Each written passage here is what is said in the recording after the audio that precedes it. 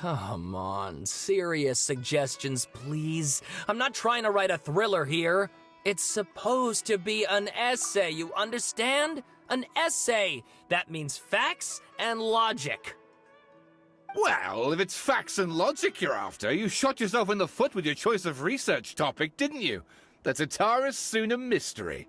When so much remains unexplained, there's little to be objective about. Unless, of course, you restrict yourself to textual criticism. Yeah, well, this is my teacher's area of research. I can't change that. But it's fascinating enough without having to sensationalize it, don't you think? The strange location, the missing details, a mysterious person. I want to write my essay on something interesting, and I'm interested in getting to the bottom of all this. That's the only reason I came to you. Yes, you came to me, so all the more reason to take my advice. The fact is, it's the dramatization that will make people want to read it. There's no getting around that. Okay, but... Did one of them just mention Tatara Suna? But that's all the way in Inazuma! Is it just Paimon, or is it kinda unusual for someone in Sumeru to want to write a paper about that? Everyone here's just going about their business. Maybe it really is just Paimon. Guess people here are free to research pretty much anything. Great! Let's go find out what this Tatara Suna mystery is all about.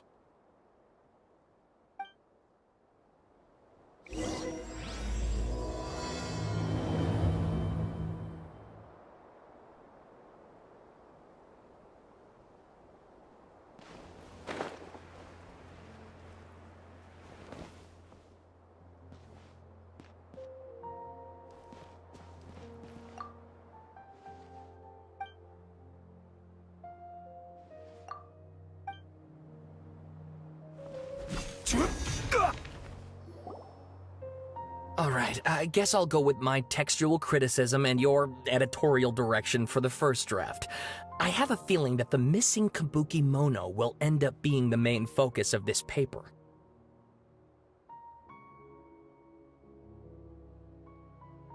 Ugh, if only we knew where to find that traveler. From what they say about him, this seems like the kind of thing he'd know about. Oh, you're the traveler, you say? Hey, what's with that face? Don't believe us? No, of course I believe you. Actually, I first heard about your great exploits when I was still in Inazuma. This is my first time coming face to face with you and your mysterious silver-haired companion. I couldn't believe my luck, and out of force of habit, I started, examining the evidence. Sorry. Oh, Sawada, for the love of... Sorry, we don't get out much, so our social skills are kinda lacking. Traveler, I hear you've helped many people a great deal and been to many places. Would you be able to tell us about Tatara Suna? Actually, we don't know much about that place either. In fact, we only came over here because we heard you talking about it and wanted to learn more. I see. My teacher chose this area of research as a personal challenge. He said it's difficult to get into because even Inazumans don't know much about Tatara Suna's past. But who'd have thought that... If you don't mind, I'd love to show you all my outline for the book I'm writing about Tatara Suna.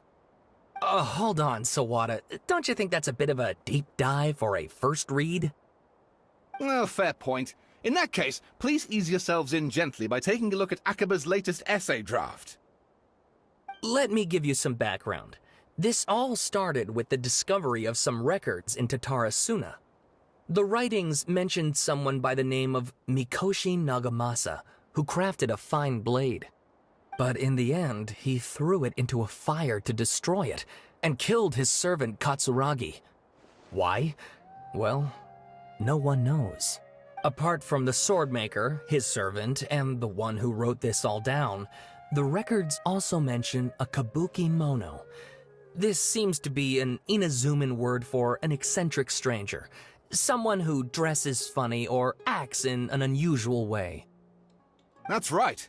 Akaba's teacher has spent quite some time researching these events on the ground. This kabuki mono lived in Tatarasuna for a while before disappearing without a trace. And shortly afterwards, as Akaba mentioned, things got pretty ugly. So first this strange person goes missing, then a murder happens? Seems kind of fishy to Paimon. Yes, my thoughts exactly. So I helped out too. I asked everyone I could think of if they knew anything about what happened back then. And wow! Did I get lucky! Stop shouting! This part's important. I just wanted to make it stand out. It just so happens that a friend of mine works at the Government Records Office. He looked into it for me, and I can now confirm that all the aforementioned individuals did, in fact, live in Inazuma over 400 years ago. Even back then, Tatarasuna was already at the center of Inazuma's smelting industry. The man in charge was a government official named Niwa. Curiously enough, it seems like he went missing too.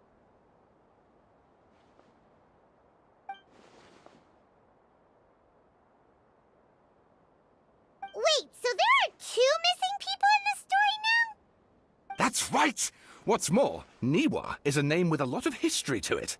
Have you ever heard of the great swordsmith clans of Inazuma? Oh, the swordsmiths? Yeah, like Ishin art and so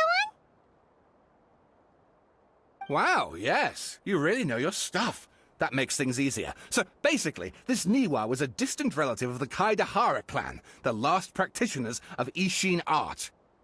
Something then seems to have happened in the Kaidahara clan, leading to their downfall.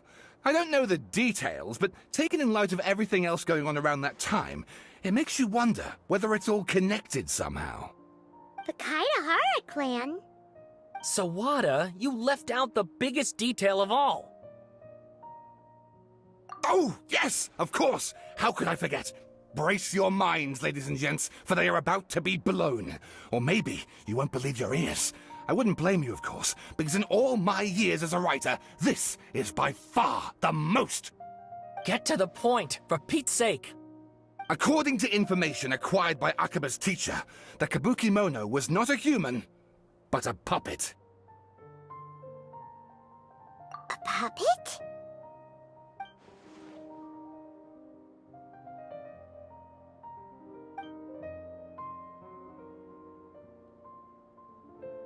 Aha! Judging by the looks on your faces, you do know something after all.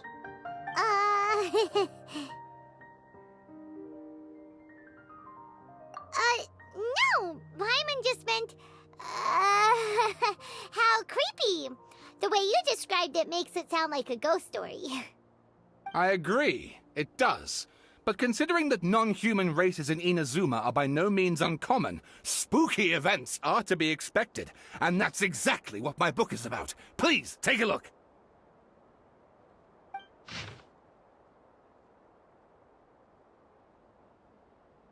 Oh, and please read my essay draft as well.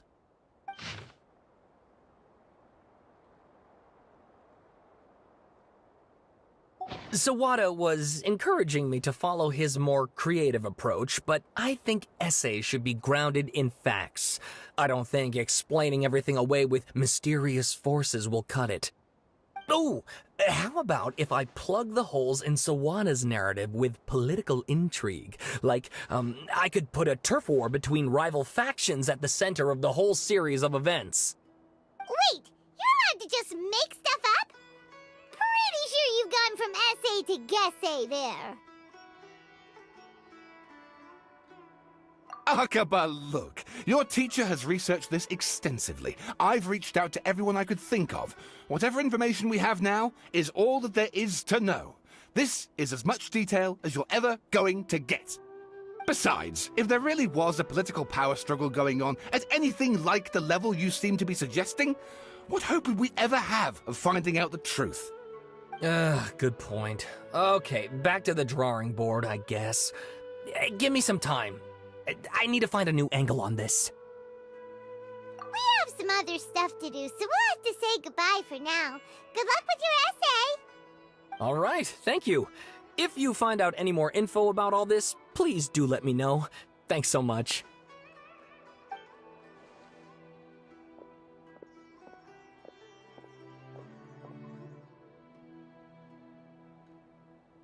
Hey, so that thing they were talking about, it has to do with the balladeer, doesn't it?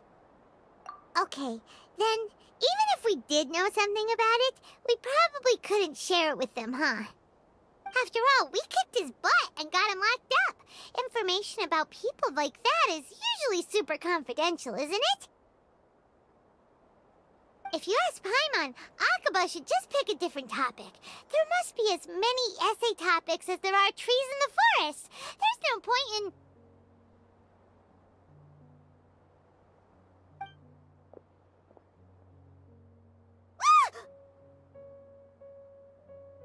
Hey, did you see that? He literally just went by, over there. It looked like... the balladeer! No, it can't have been. He got locked up. Oh, quick, let's catch up and see.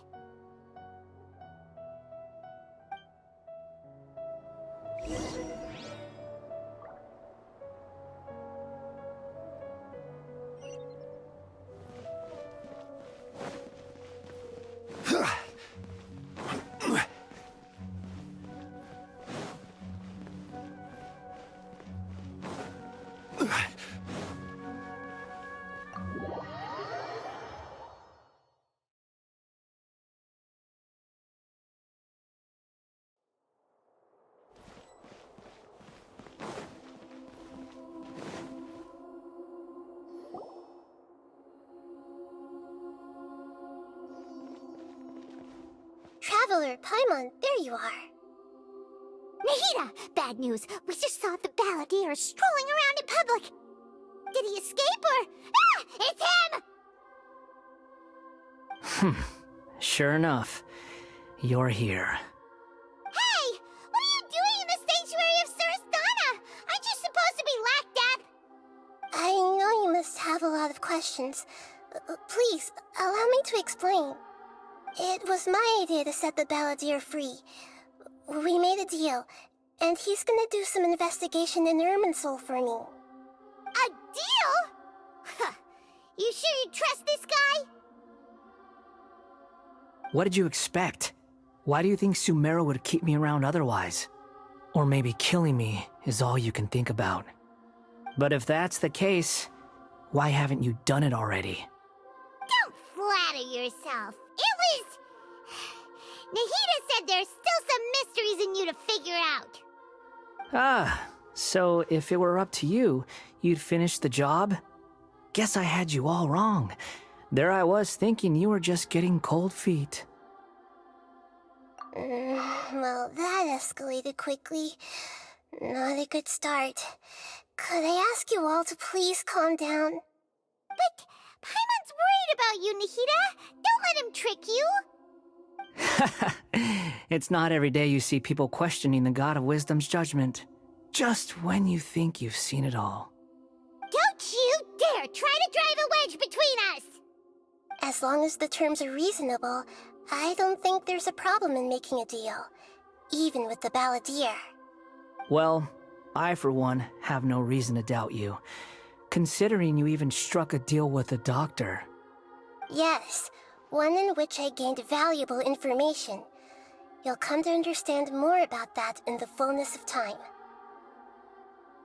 The balladeer's power was all but completely spent after your battle. He's no longer strong enough to be a strategic threat to us. That puts him in quite a precarious position. Plus, he's a former harbinger with knowledge of many of the Fatui's sensitive secrets. Being stuck here in Sumeru could make him a sitting duck, depending on how the Fatui plan to respond. Wait a second. Farmer? You mean he's not a harbinger anymore? I take no pleasure in saying this, but It seems as if the doctor had no intention of welcoming back a loser, so... Sometimes it's you using them, other times it's them using you. Most human relationships are this way. Certainly all the stable ones are. That's how it was between me and the Fatui, and also between each of the Harbingers. So as long as you have some value to offer, nobody will ever abandon you. But after recent events, even I have to admit that I'm not worth quite what I used to be. Well, if the Fatui are gonna reevaluate my utility, I need to have a backup plan for myself. As we discussed, I don't like causing harm to living beings, and you said you need protection. So, why not join forces with us? I think these two have made their objection to that idea fairly clear, don't you? And they're your friends, so I guess you'll be siding with them. Yeah, obviously! Nihira, don't listen to him! Then let's put that discussion to the side for now. We still have time. Today can be a trial run. Where we go from here will depend on how well we manage to cooperate today. All right, then I'll do what we agreed. Good. Go now, and keep in touch. Nihira, are you serious about this? Yes. I have my reasons for this decision. In fact, I'm largely doing it for your benefit. Yes. As I told you once before, there's information about your twin in Irminsul. Oh, yeah. Actually, that's the whole reason we came to see you today. So, you have an update on that? Mm-hmm. You may remember me mentioning that the Fatui had not included your twin's details in the Descender category. This is an extremely important point. It's possible that the Fatui have other information that even I don't know about. And since the Balladeer used to be one of them, he'll be better acquainted with this information than I am. He was granted the power to connect with Irminsul when he almost became the god of a new era. Even though he no longer has the Gnosis, some traces of its power remain in him. He can still connect. The amount of information in Irminsul is vast beyond description. Sifting through all of it without knowing what to look for would take too long, even for me. So I asked the Balladeer to search in Irminsul for any information about the Descenders. He's more familiar with this kind of information, and should be able to find it more quickly. Exactly! Or what if... Paimon just doesn't trust him! He's treated us as enemies every time we've run into him! I understand. But sometimes, everything is dictated by which side you're on. How things will go in the future depends on what information he brings back. And Traveler, I know what your heart desires most of all. Our minds have connected several times before. There is a corner of your heart reserved for an intense longing. A feeling of being all alone in the dark, searching for the one candle whose light still burns. As Sumeru's deity, it is my responsibility to be on guard against the Balladeer. But as someone who counts you as a friend, I want to do something for you. If this deal with the Balladeer can give you the answers you've been longing to find, then it's worth it. It's my pleasure, really. You're Sumeru's hero. You've more than earned it. Paimon's still worried about this idea. Is there anything we can do to help? I was going to contact you about that, but then you suddenly showed up on your own accord.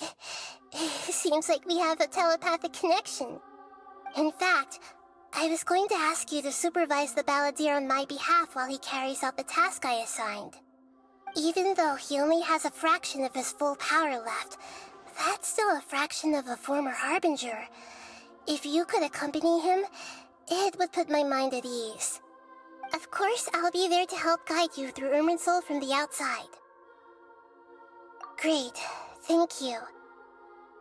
Prepare yourselves. I'm going to transport you into Irminsul.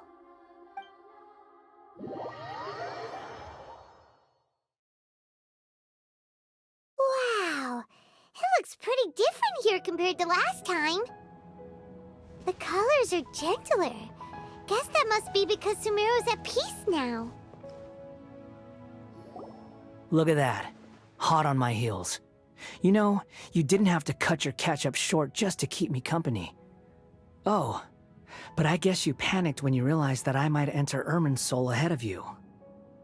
Shut your beak, jailbird! No way a prisoner gets to be so smug! I understand that prisoners have to put up with harassment from the guards, but right now, I'm on temporary release, so maybe you should think about backing off a little. Sounds like a successful rendezvous. I need to be quite clear about something. In a few moments, you'll be entering into the innermost region of Irminsul. It is an environment like no other, and the most important place in all of Sumeru. Unlike anywhere else, Irminsul's inner region consists exclusively of torrents of information. You must put aside your differences and be extremely careful as you navigate your way through. I know there are many grievances between you on both sides, but it is essential that you remain calm after entry. This is as much for your own safety as anything else. Fine. Let's call it truce. But only until this mission's over. Let's cut each other a little slack, shall we? We are going to be traveling together after all. Per my agreement with Lesser Lord Kusanali, I'll be at the front. It's my job to lead the way and get rid of any obstacles in our path. All you have to do is keep your pretty eyes open and try not to fall behind. You sure are confident. Paimon will give you that. You make it sound like you're even more experienced at adventuring than us. If there are no further objections, I suggest we get going. Or did you need some time to mentally prepare yourselves? Ew! Ugh, the snark on this guy. It's unbearable. We can start now. Irminsul access granted. Initiating connection procedure. Is this a small sapling? Oh, darn it! Come on, let's catch up with him.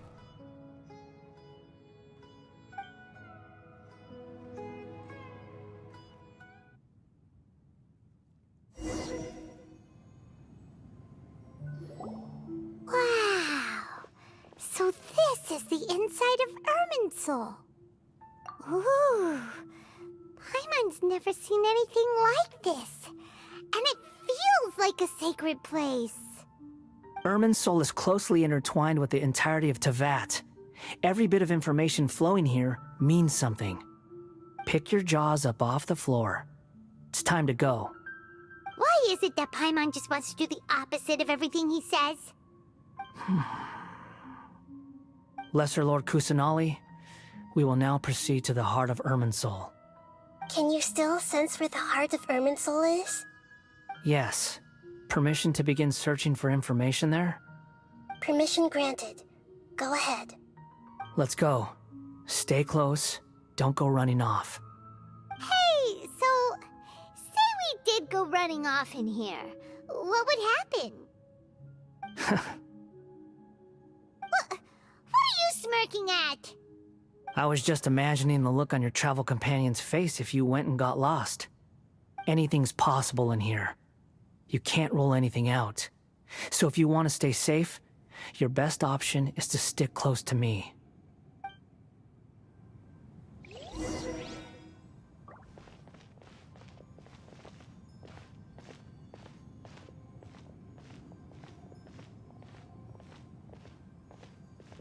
These sapling things have spread out. Those are all packets of information from inside Irminsul. Be careful not to touch them.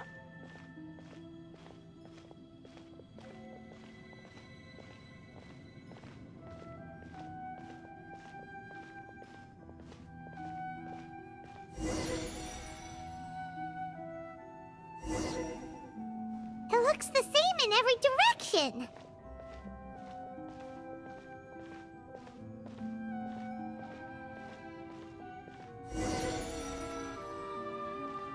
wonder he mentioned about getting lost. Huh. What do you know? He was actually telling the truth. Is he mocking me again? What is it this time? There's a time and a place to lie, but this definitely isn't it. So why don't you relax your guard a little?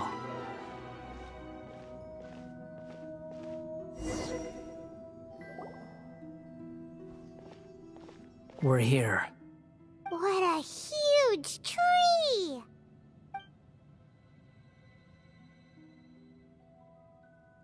Lesser Lord Kusanali.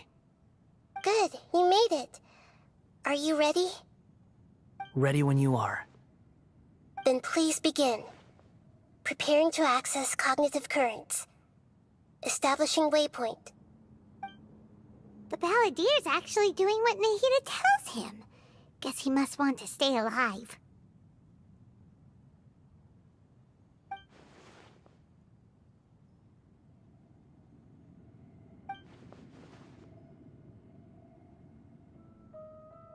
The rest is up to you. If you discover anything at all, make sure to share it with us. Will do. Huh. For once, we're the ones with nothing to do. Traveler, Paimon, would you like to talk?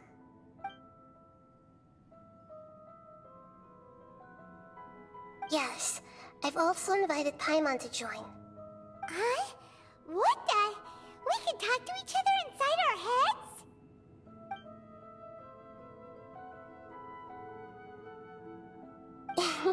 That's part of it. Plus, we're all friends. There's nothing wrong with us talking like this once in a while. Paimon's never tried this before. This is great! So, Paimon's been wanting to ask you something. Don't you think the Balladeer's a bit of a walking contradiction? He's always talking back, but he seems to listen to what you say.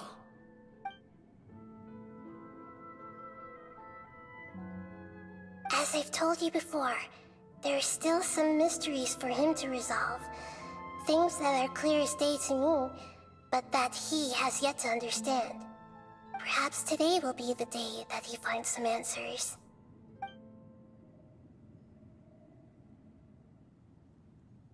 Well done. Smart and attentive as always.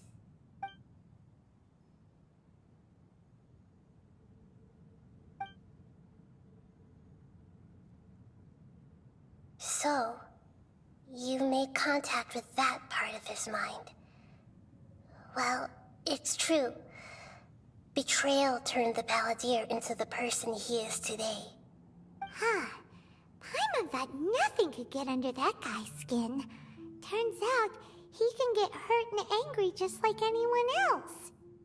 Everyone has a history, Paimon. Even if you're a puppet created by the Electro Archon.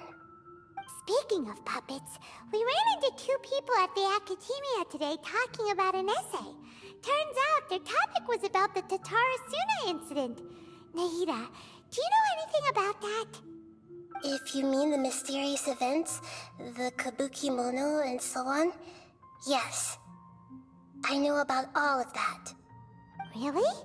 Because from what they were saying, it sounded like lots of Tatarasuna's history is still unexplained. And most of the information we have now is just from people filling the gaps with their imagination. At least that's what they thought. Oh? How interesting. Those two managed to deduce quite a lot through guesswork alone. So the Gesse got it right? Well, they guessed right about one thing. Tatarasuna was sabotaged. Must be a riveting conversation you three are having. Funny how all the good ones happen when I'm not involved.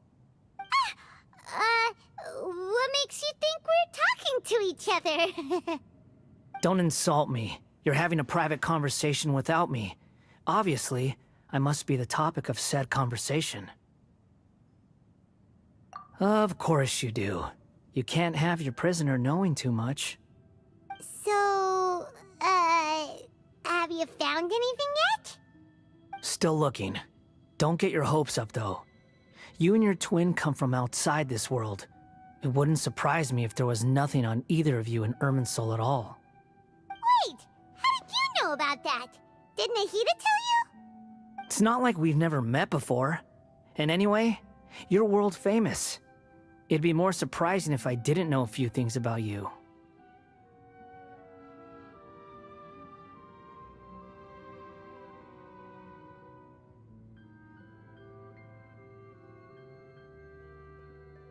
Right now, we have to keep the peace. I'm not interested in creating more misery for myself, and making cordial conversation is something I can manage. Huh? Wait. This light. It looks similar to those saplings. What could it be? Anonymous data. Hey, don't you forget the agreement! You have to share it with us! Shh. Just wait. Mr. Niwa, are you certain this is worth the risk? We are talking about Tatara Suna's furnace, after all. It may not pay to act rashly. There's no one else who can enter the furnace. It has to be me. Is that so? Well, since you insist. It's...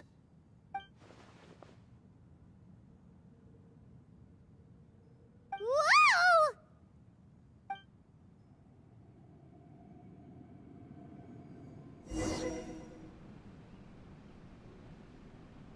I have been in Tatara Suna for some time now. You have shown me great hospitality, as has Mikoshi Nagamasa, and indeed, everyone else. Under your leadership, Tatara Suna is a warm, welcoming place, like a giant village.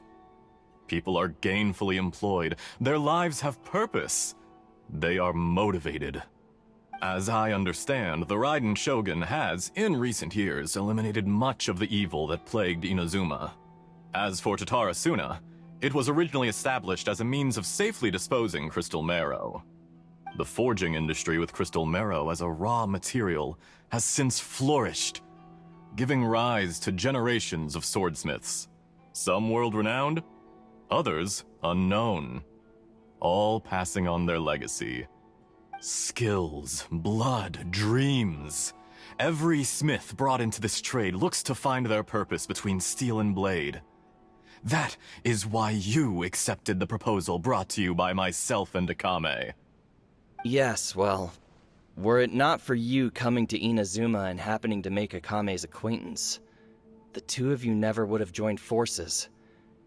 And he would be the first to admit that there's no way he could have revolutionized our forging process like this on his own. At least not on the same timescale. You allowed Akame to take all the credit for a method that you jointly developed. He sold it to me, and now every piece of ore here is smelted using the new technique.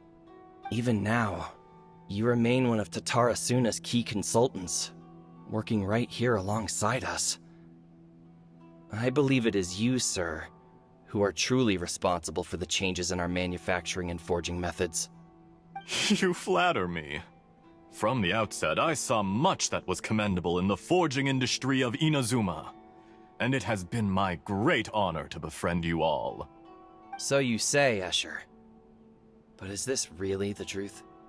My good sir, what do you mean? I tried to resist thinking it was all connected, because I didn't want to speculate, and I didn't want to believe that things could turn out this way. What have we gained from adopting your new technology? Ominous black smoke? Mounting production problems? Worker fatigue and casualties are up and continuing to rise at an alarming rate. And recently, as you well know, someone died because of that strange filth inside the furnace. We've kept the truth from spreading outside, but still, I suspect you understand it better than I do. None of the people who went out to get help have come back. Now, our mutual friend, the Kabuki Mono, is taking the Golden Feather to Narukami Island to seek an audience with Shogun. This is our last hope. But that doesn't faze you, does it, Escher? Nothing does. Otherwise, why would you still be standing there with that smile on your face? I'm just surprised that you finally chose to be so sincere.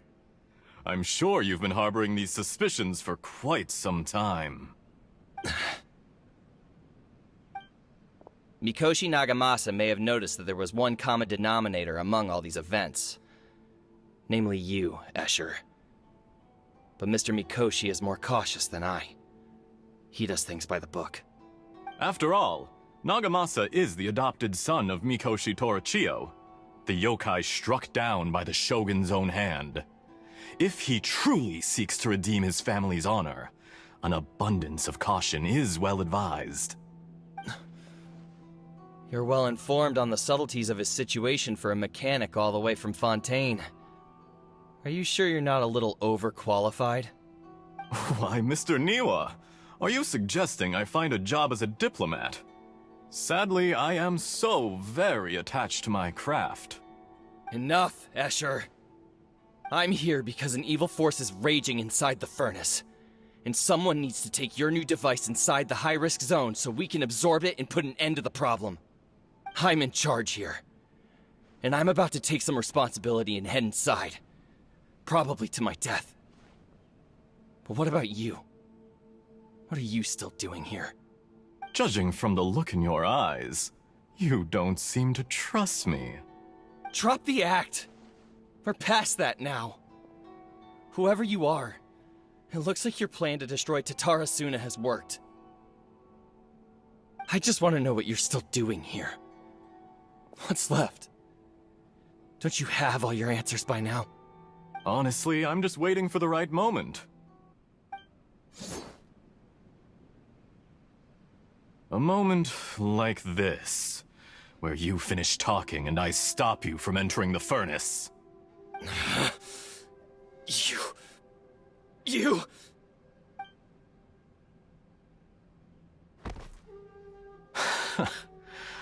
You're a little smarter than I initially gave you credit for.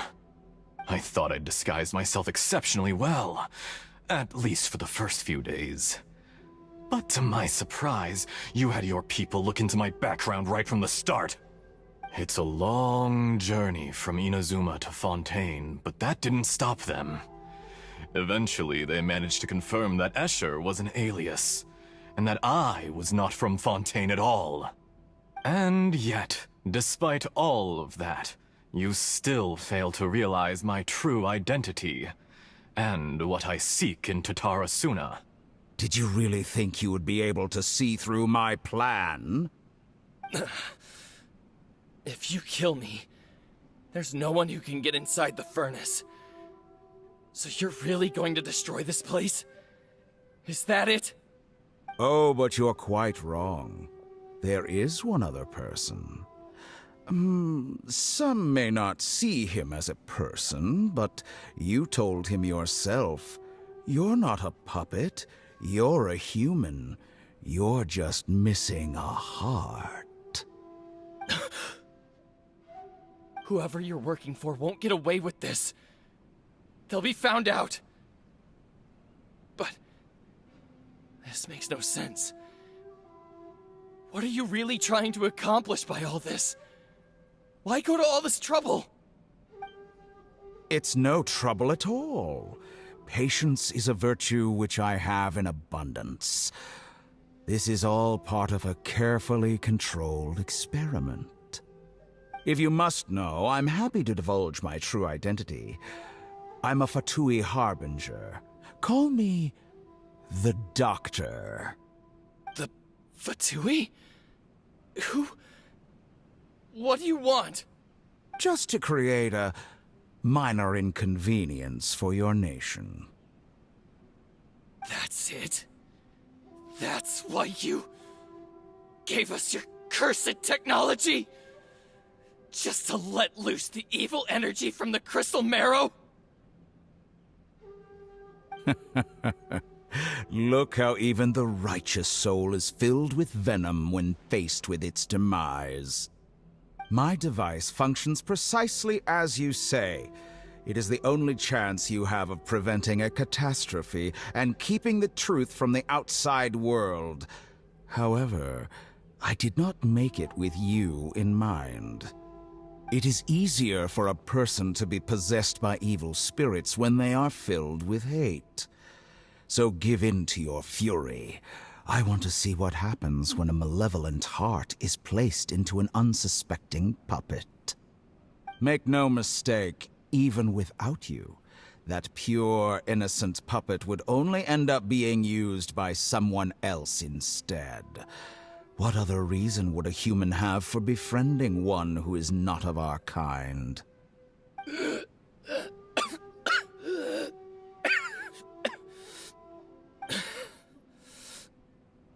If you give him my heart, tell him that both Nagamasa and I see him as one of us. He has nothing to prove to anyone. Because not everyone just wants to use other people. The only ones who think like that are people like you. What a beautiful way to see the world. It almost makes me feel a little guilty. Then out of respect for you, I shall redefine myself. Think of me as a monster or a demon, if you wish. At least this way your death is not a consequence of your own folly turning you into an easy target. You simply lost to something more powerful than you could ever hope to defeat. I say, Mr. Niwa, let's see what happens. Will your puppet friend become a human? No, that will prove quite impossible. Mr. Niwa?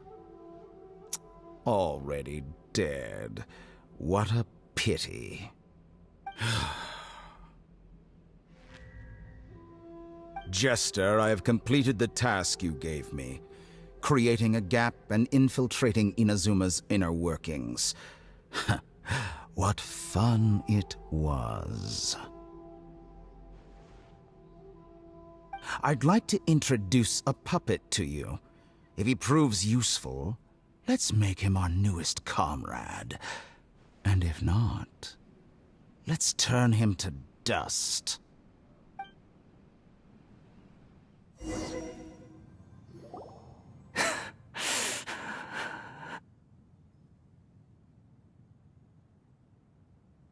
Hey, are you alright? Dottore?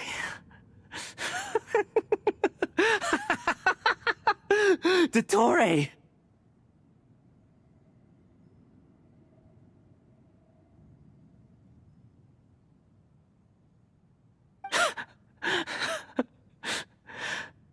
Good. Good. Was that the doctor? Did he turn into a mechanic from Fontaine?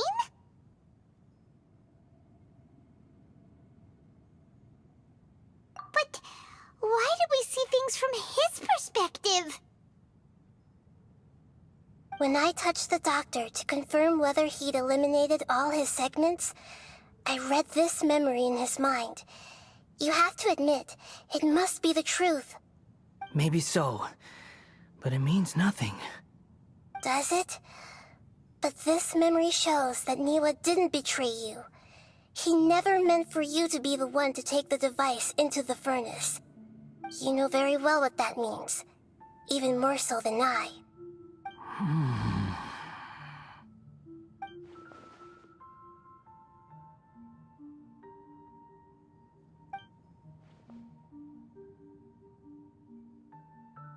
Let's give him some space. He looks really mad. Paimon doesn't want to be anywhere near him right now. We need to give him some time to process his emotions. Paimon's still confused about the Tatarasuna incident.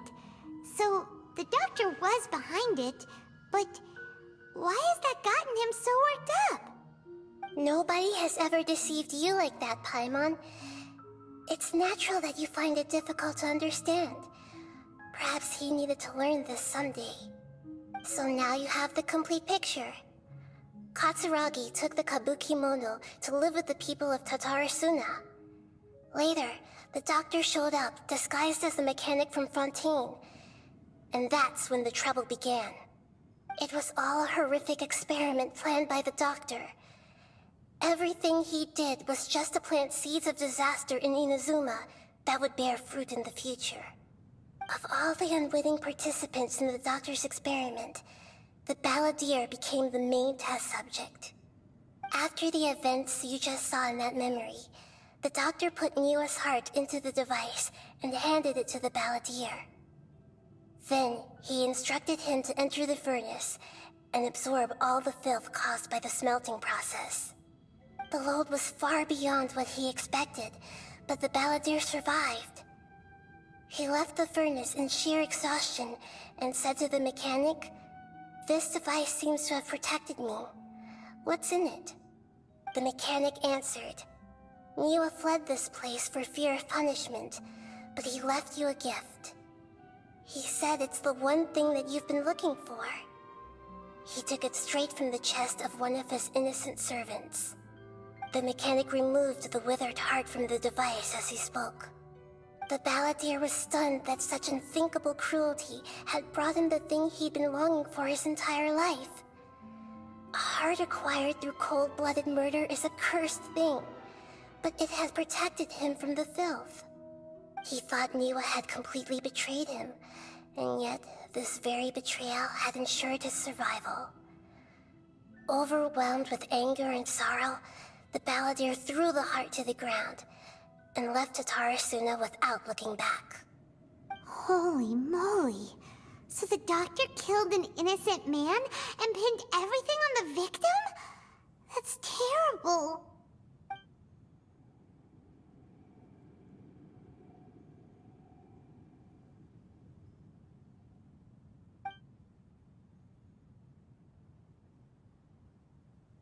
Yes. Only if he understands this can he choose a new path forward. Tottori, you brazen-faced... Niwa didn't run from justice. You killed him.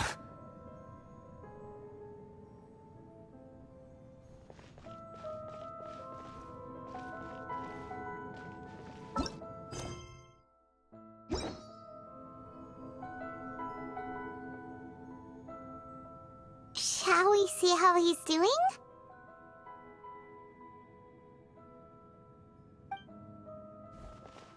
Hey, you alright? That's a scary expression. Are you worried about me? If we didn't have such a history, I'd almost think that qualifies me to be your friend. It won't. I'll keep my end of the deal. Hey, aren't you investigating the stuff we want to know about? That's why we're here. But unfortunately, there's no information about the Descenders in Irminsul.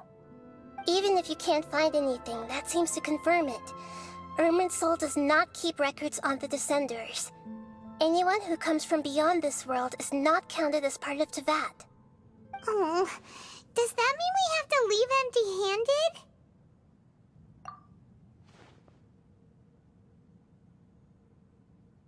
Don't thank me just yet. You look really upset. Well, since Irminsul was a dead end, I guess I can share some other info that might interest you. Huh? About what? The reason why there are records about your sister in Irminsul. It might have something to do with Conria. Apparently, Conria was her first destination when she arrived in this world. Plus, she only came to this world because the heavens responded to the summoning.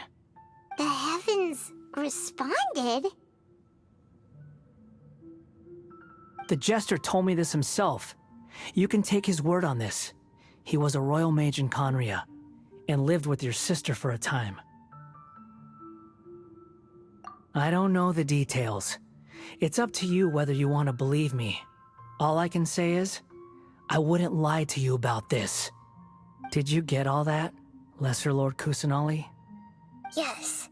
Astonishing news. Does this info count towards my mission? It wasn't from Irminsul, but was it valuable? Very valuable. Good. In that case, I'll take some time for myself now. Huh? What have you done? Lesser Lord Kusanali was right. My power's all but completely spent. Even if I use all of the divine power left in me, I can't sustain this shield for very long.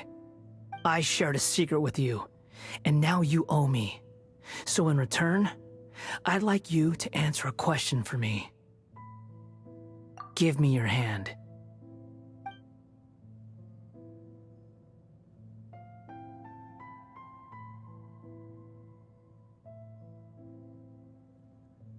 Can you hear my voice inside your head?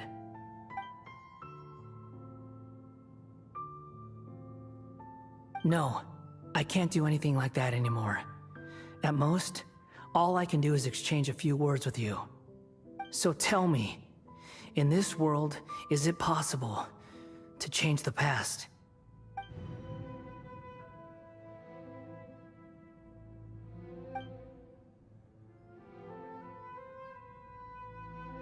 Done. Huh? What the? What happened? Paimon only saw you hold hands for a second. Nothing. I was just thanking him for helping me.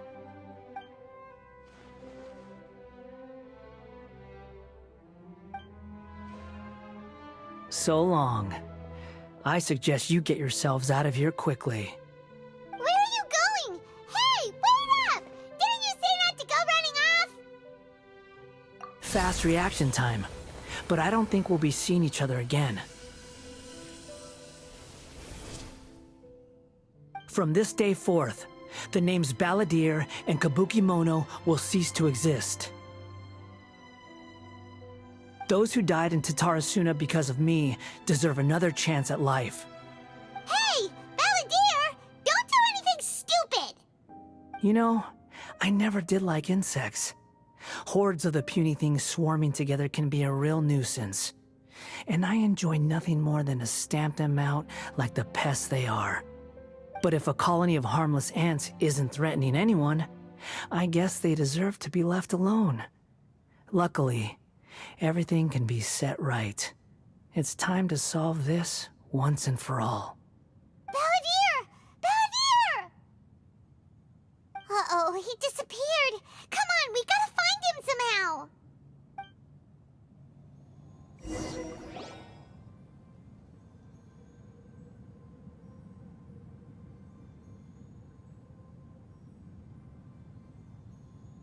Oh no, he's really gone. Oh, can you hear me? Nahida!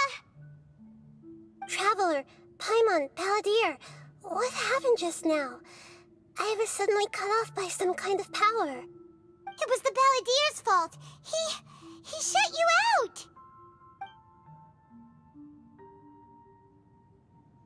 I didn't think he'd be capable of something like that with so little power left.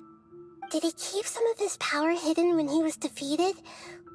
Or did he achieve something beyond his abilities, and it took everything he had? Where the heck did he go? Ugh, it's all our fault.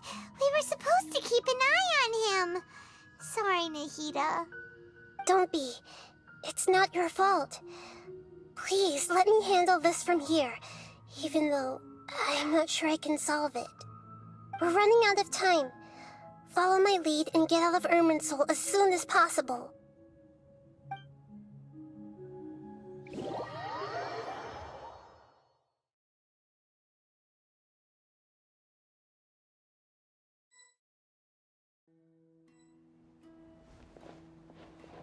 We're out! And we're at, an inn or something? This is an emergency. I'll have to ask you to stay here for now. Everything's arranged, and nobody will disturb you. I'm sorry, but this isn't something I need your help with. Leave this one to me. An emergency? How bad is it? Nagita, will you be okay? Don't worry. If my assessment is correct, though there may be some minor disturbances, it won't lead to a disaster. Please rest and recover your strength here until I say it's safe. Her voice has gone. Paimon can't shake the feeling that something really big has happened. What do you think the Balladeer meant? And why did he suddenly grab onto you before?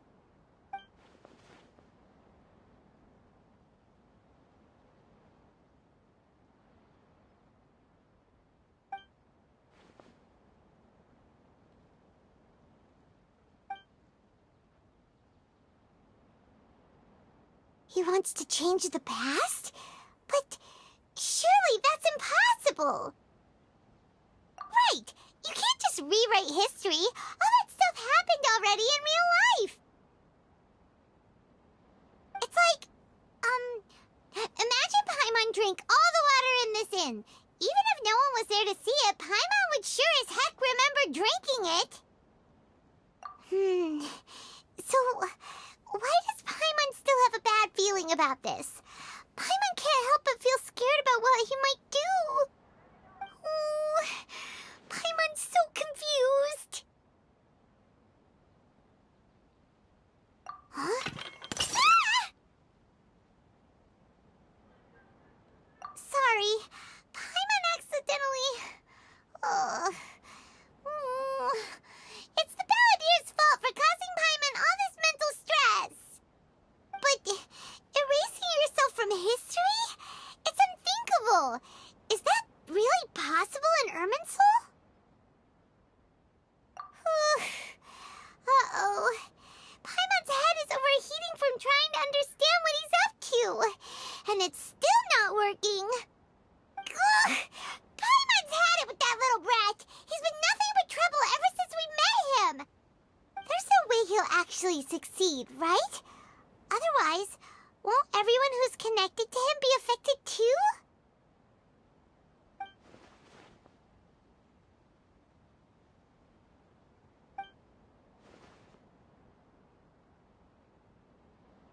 There's nothing we can do about it at this point. Hey, have you got any ideas on what we should do next? Seems like now there's nothing left for us to do but to go to sleep. But Paimon's still so worried. Paimon won't be able to sleep a wink tonight. So, how about,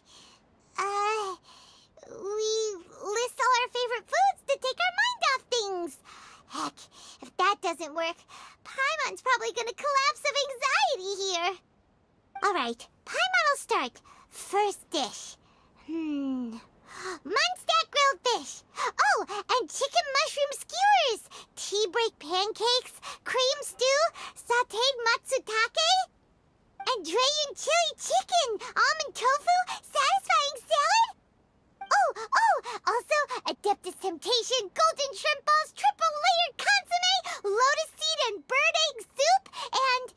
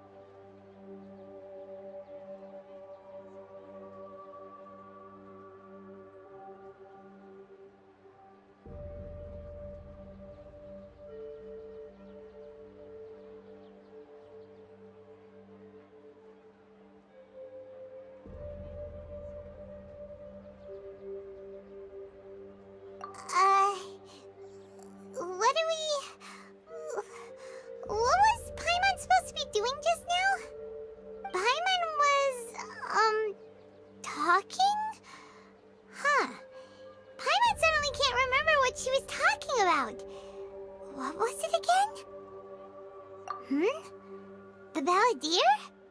Is that a food too? Huh.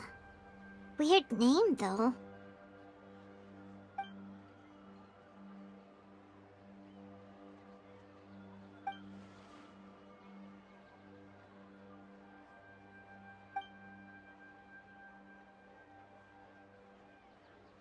What's wrong?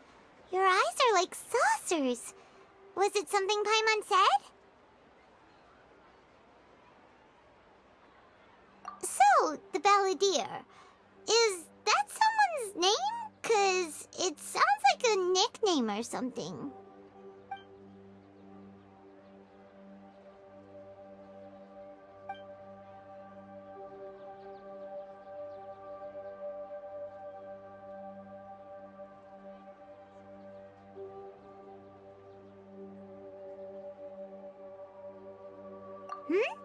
Okay, sure. Where are we going?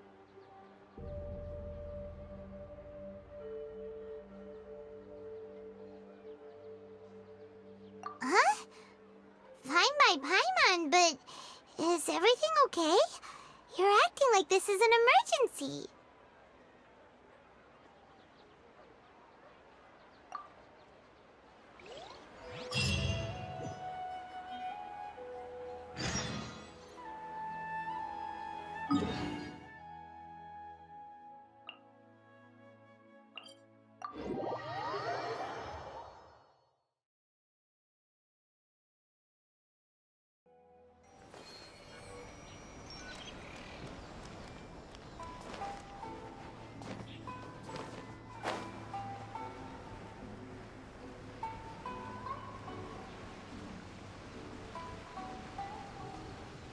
Yeah!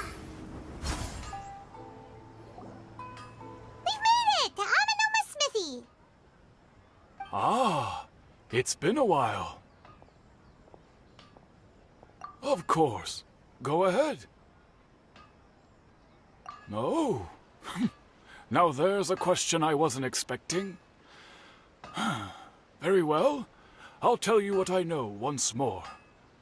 The once renowned Raiden Gokuden, comprised of 5 branches. Amenoma, Futsu, Ishin, Hyakume, and Senju. The art of forging practiced by these 5 clans was first taught to them personally by the almighty Shogun. Over time, the 5 branches diverged from one another as generations of bladesmiths honed and perfected their craft until they became 5 distinct traditions. Most of the great swordsmith clans of old have since fallen into decline, and for a long time, only the Amenoma branch kept its art alive. But fortunately, Kaedehara Kazuha recently returned to Inazuma and took up the mantle of the Ishin art. Now, 2 clans remain of the original Gokuden 5. If my memory serves me right, you yourself were present when he forged the Ishin blade. Oh, yeah, we were! Paimon remembers that now. We learned a bit about the decline of the Raiden Gokuden then, too. It seems like such a shame.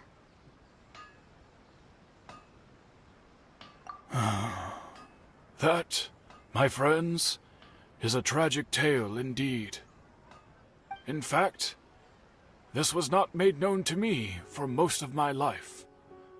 All these years, I knew of those great clans' demise, but never the cause. Only recently, when the question was on my mind, did I ask Kaedehara Kazuha about this. He told me that, as we are both heirs to a branch of the Raiden Gokuden, it was right that I should know the truth. There is no harm in telling you, but I must warn you. It is a dark and sorrowful tale. The Raiden Gokuden were the targets of a murderous rampage by a vengeful bladesmith. Vengeful? Why? 400 years ago, so I'm told, there was a catastrophic malfunction in Tatarasuna's furnace. One brave swordsmith heard the commotion and chose not to flee, but he rushed to the scene, hoping to prevent a disaster. Tatarasuna was home to a state-of-the-art forging and smelting operation in that day, and overseeing it was the armory officer. His surname was Niwa, though he had family ties to the Kaedehara clan. Knowing that they had just one chance to save countless lives, Mr. Niwa and the swordsmith leaped together into the furnace.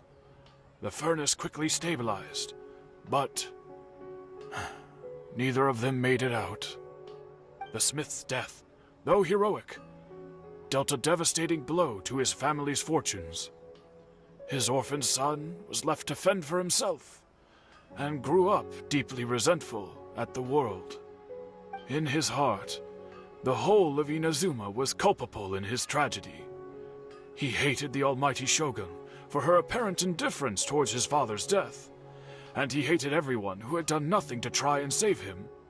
Powerless and destitute, the only legacy he had to pass on to his children was his hatred. Generation after generation bore this grudge, living in utter misery. Alas, if only the story could have ended there. But 100 years ago, the then head of this family reached the end of his wits. He could bear their fate no longer, and yet he could do nothing to change it. Finally, he made a drastic decision to take revenge on the Raiden Gokuden. In doing so, he sought to vent his pent anger and shake the very foundations of Inazuma's forging industry. In his fury, he murdered indiscriminately, killing even bladesmiths from the Hyakume clan which he belonged to. His goal was absolute, the devastation of all of the Raiden Gokuden. But when he came to the Kaedehara and Kamisato clans, his killing spree came to an abrupt end. He failed to catch them unawares. They fought back fiercely, and they did not spare his life. That is why the Kaedehara clan and their Ishin art survived that day. I suppose they were the lucky ones, under the dire circumstances.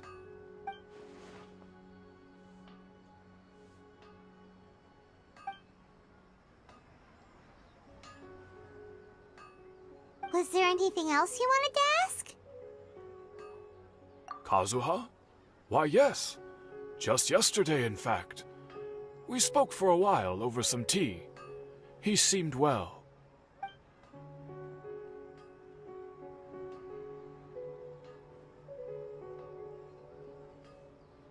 My pleasure. Don't tell Paimon. There are other places you want to visit too, right? Your expression says it all. You can't hide anything from Paimon.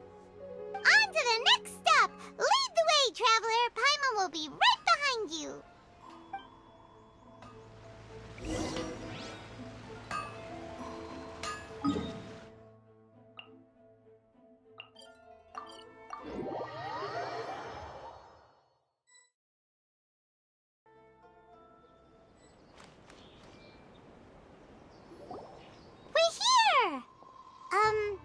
This is the Yashiro Commission's headquarters, so...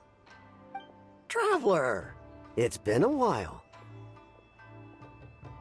If you're looking for the Commissioner and Miss Kamisato, I'm afraid your timing is unfortunate. They're not here right now.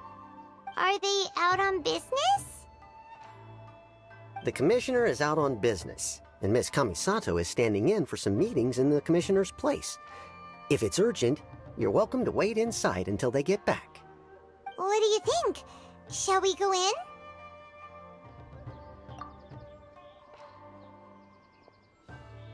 If it were anyone else, I couldn't allow it.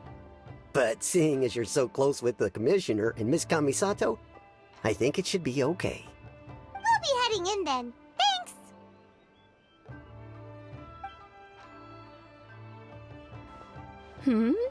Hello, dears. Is there something you want to say?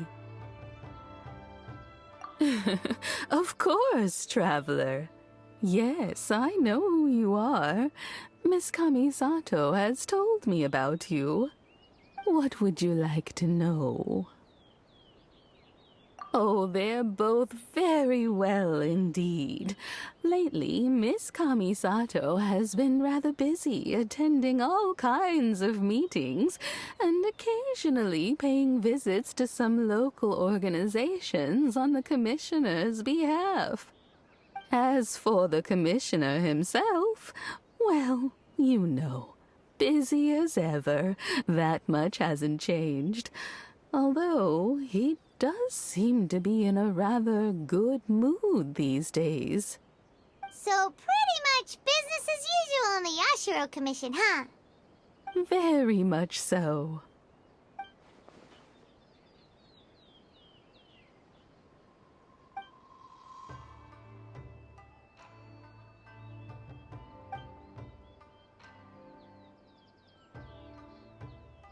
Well, got any more questions? You're very welcome. In fact, I would love nothing more than for you to come and visit more often. But I'm sure you must be far too busy to have time for that.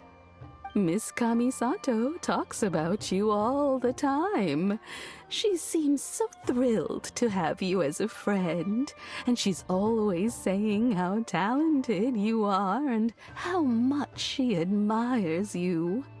I must say, many things in Inazuma seem to have taken a turn for the better since you arrived here. So you're not just Miss Kamisato's knight in shining armor, you know. You're a hero to us all. I mean it. Whenever the commissioner dines at home, Toma always joins him.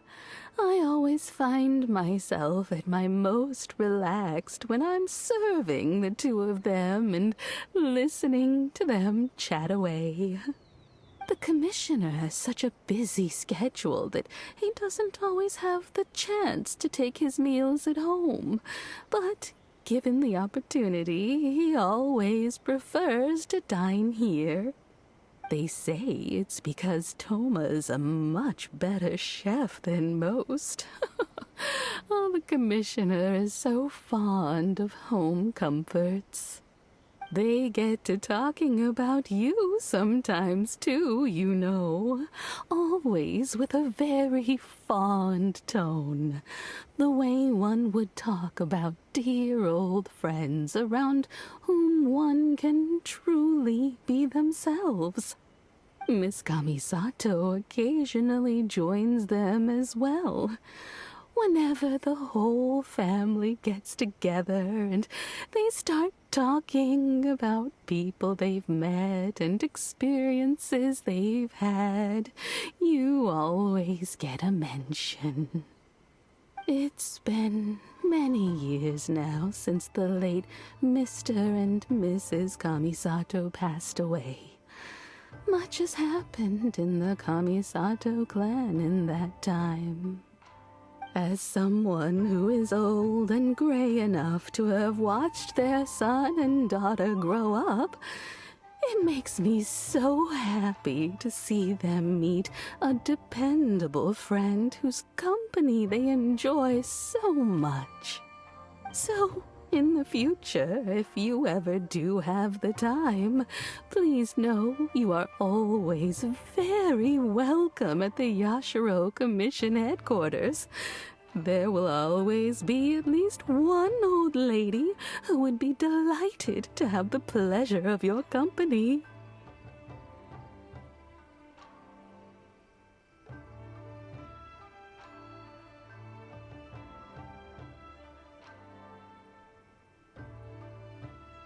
Wonderful. Thank you. Paimon likes it here too! Also, you were saying something about the food here being really great. Paimon's itching to try it. We may just have to invite ourselves around for dinner sometime. Paimon meant we should come pay a visit again real soon. Ideally around dinner time. Of course. You're always welcome. Alright, goodbye for now. Where are we going next?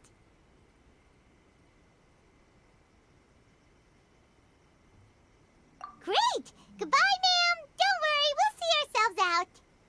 All right, then. Take care now.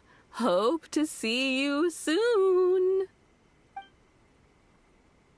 Oh, are you two leaving already? Yep, everything's taken care of now. Don't worry. Very well. Safe travels. Goodbye.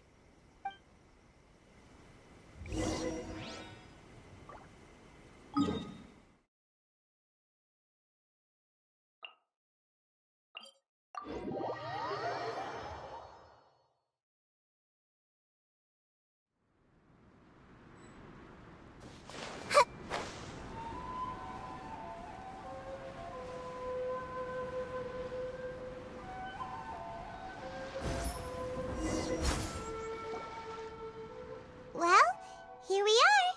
But what are we looking for? Something or someone? Do my eyes deceive me, or is that the Traveler and Paimon? Xavier, what are you doing here? I was in the general area, and now I'm in this specific area. There, that's me. So what about you two? We have some questions and thought you might be able to help. Certainly do. I've researched the furnace here in some depth. If there's anything you want to know, just ask away. Like the back of my hand. Make no mistake, I have been here a good many times before. Not only that, but I've met people in Inazuma whose families used to live in Tatarasuna years ago. They said it's all true, the history here.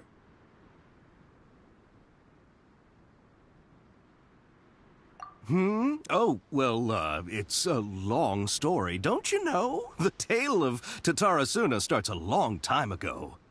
I'm told that its history is one of the most foremost forging and smelting operations in the nation, goes back around 1,000 years. Still, the furnace has had a couple of serious maintenance issues along the way. A couple? When exactly? One was just in the last few years, the other was several hundred years ago. A fun fact, I'm not the first Fontaine tech guy to come and work on it either. There was a guy back then too. They say he was a mechanic who consulted on a technology upgrade. It seems like the technological collaboration between our two nations goes back a...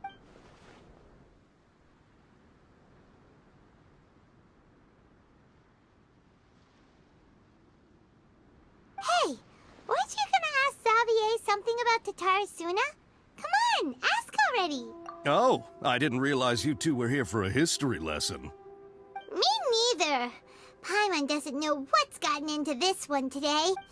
What brought this on? Did you just wake up today with a sudden burst? Sure, go ahead. A kabuki mono? No, I can't say that I have. I do know the word, Inazuman for those eccentric types who always go around dressed to the nines. Just the sort of person that I'd like to meet, actually. But sadly, I've never had the pleasure, nor have I come across anything to do with a kabuki mono where Tatarasuna is concerned.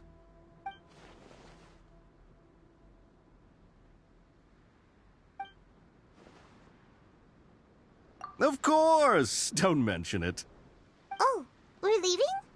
Okay, bye, Xavier.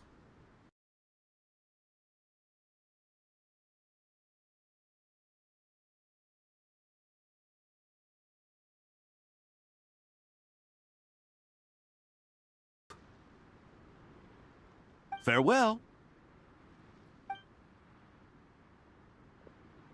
Looks like you got all the information you're looking for. Sure, but what's up with you today? Whatever it is, it seems like it's really troubling you. Keep your smile, Spinal Crocodile. No matter what happens, Paimon will always be there for you. Come on, you gotta keep it together. Why don't you grab something to eat? You can't go facing life's challenges on an empty stomach. Alright, let's head off and go meet Nahida.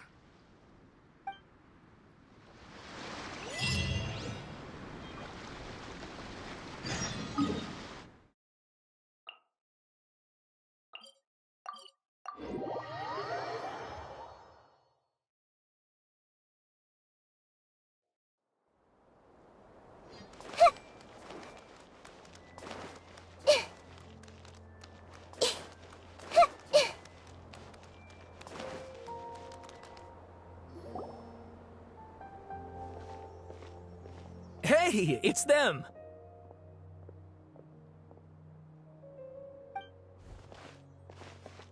Akaba, Sawada, you're still here?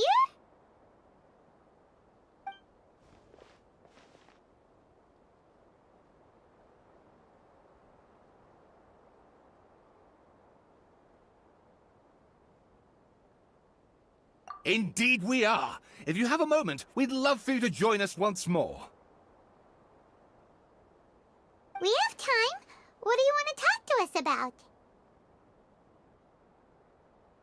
It's the same topic we discussed last time.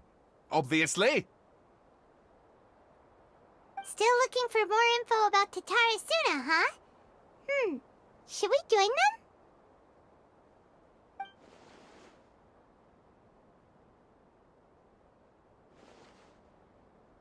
Unfortunately, we haven't made any real progress.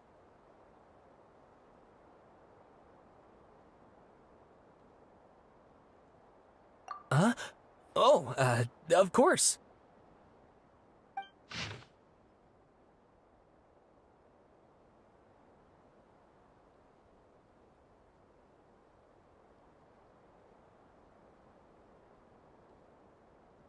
I presume you'll want to read mine as well.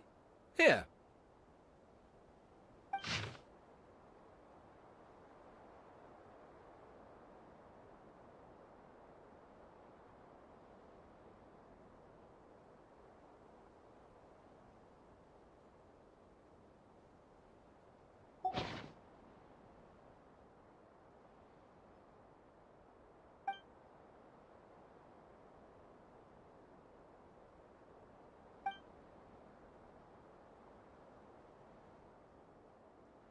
Well, what do you think? Hey, Traveler. Remember how last time Akaba was saying how he wished he could gather more information about all this? What did you find out? It's a long story. Basically, we have some friends in Inazuma, and...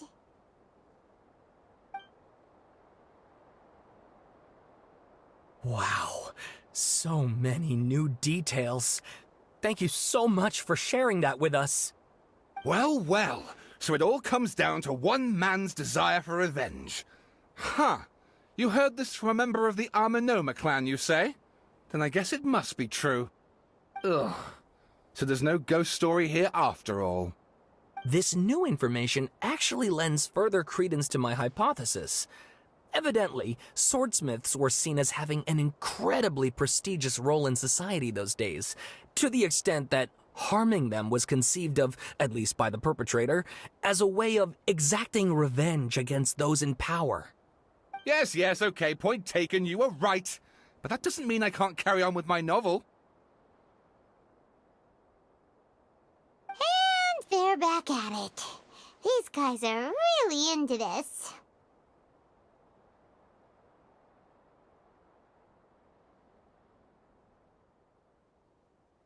Oh, so sorry. Look at us, prattling on about our projects and ignoring you. Thank you so much for the information. You're welcome. See ya. Keep us in the loop if you find out anything else. Will do.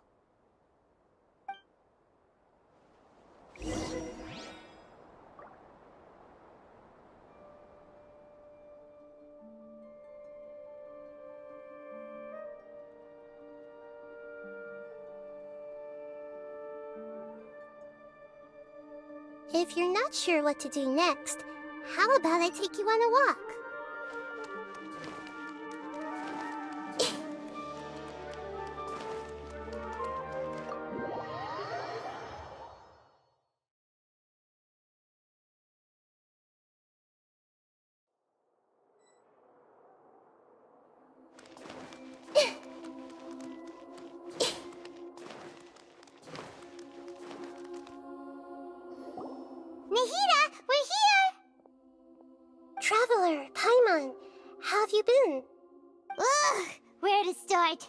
Paimon hasn't had a moment's rest this whole time.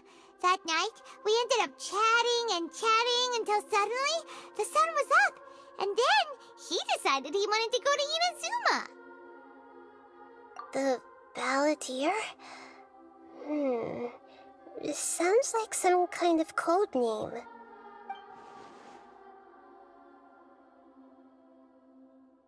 You look troubled.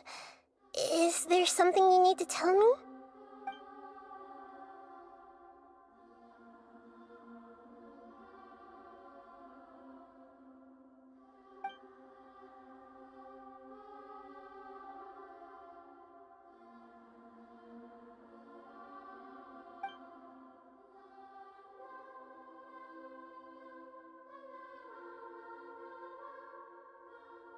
Traveler? Hey, what's wrong? You look so upset.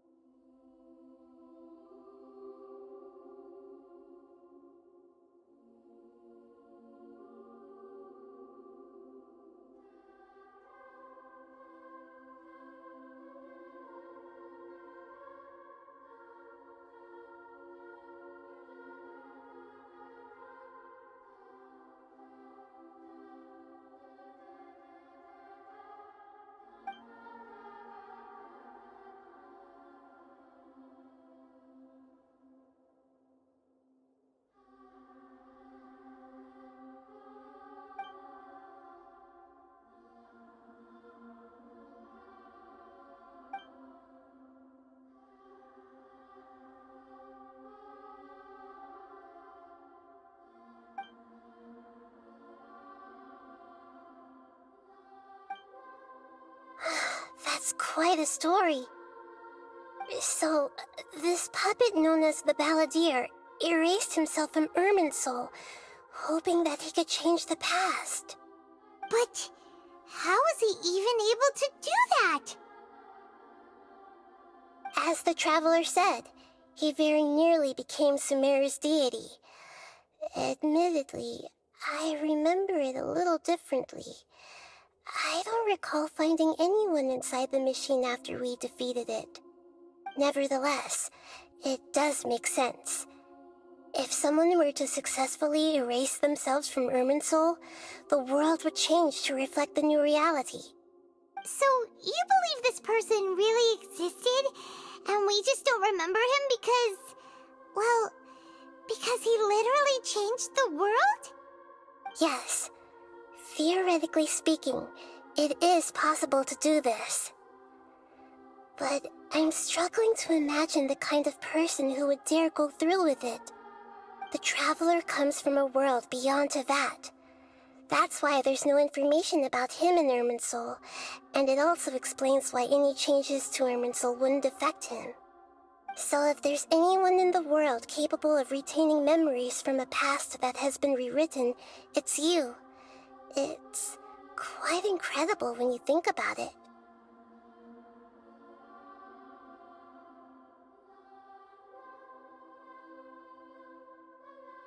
Paimon's having a hard time understanding this Balladeer guy's motivations. Why did he do it? I can only make inferences based on the information we've been given. As for what kind of person he was, only you remember that.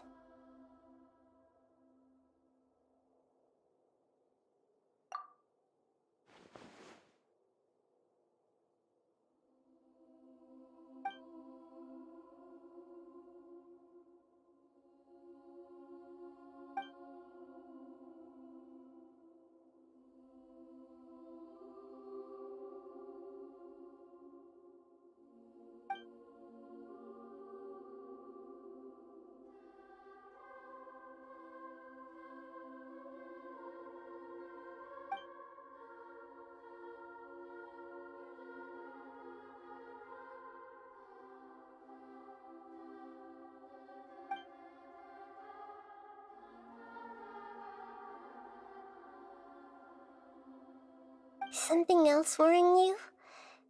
Something that you can't share?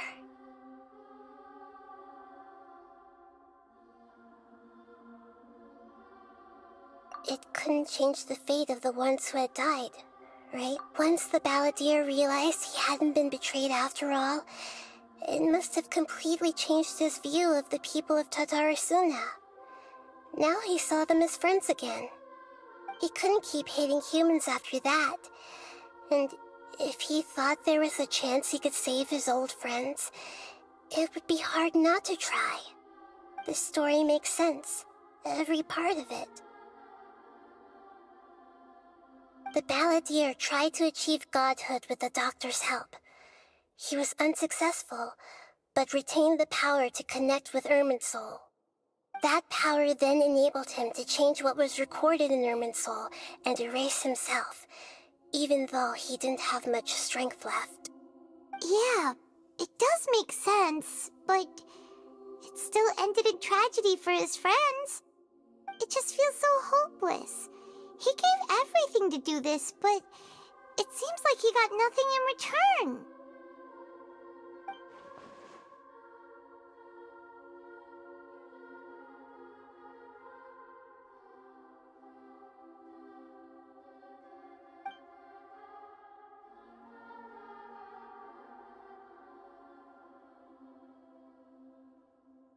Please wait a moment.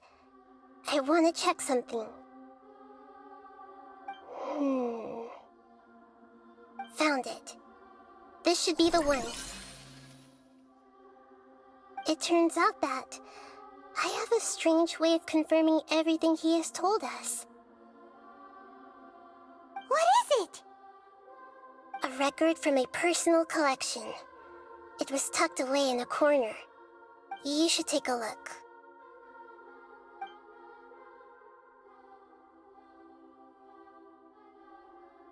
Is this a fairy tale? Who wrote it? I authored this record myself. Huh? You wrote a fairy tale that somehow has something to do with the balladeer? When combined with the traveler's narrative, it's clear that this story is an allegory. Everything in it is a symbol for something else. Hold on. So this record survived from the past? Yes. Any information about the balladeer or the kabuki mono in other records will have been changed. But I wrote this story in a way that means it was left intact. Changing the information in Irminsul changes to that. But Irminsul can't change information that was well hidden in advance. I guess I must have written this story as a backup before the balladeer entered Irminsul. That's incredible! What a great idea! And sending the traveler into Irminsul with the balladeer must have been a further precaution. I knew he'd remember everything. This story is abstract enough that it still resonates with the present information recorded in Irminsul. But if we connect all the different pieces together, the true story that emerges is the one he told us, the now erased life of the balladeer.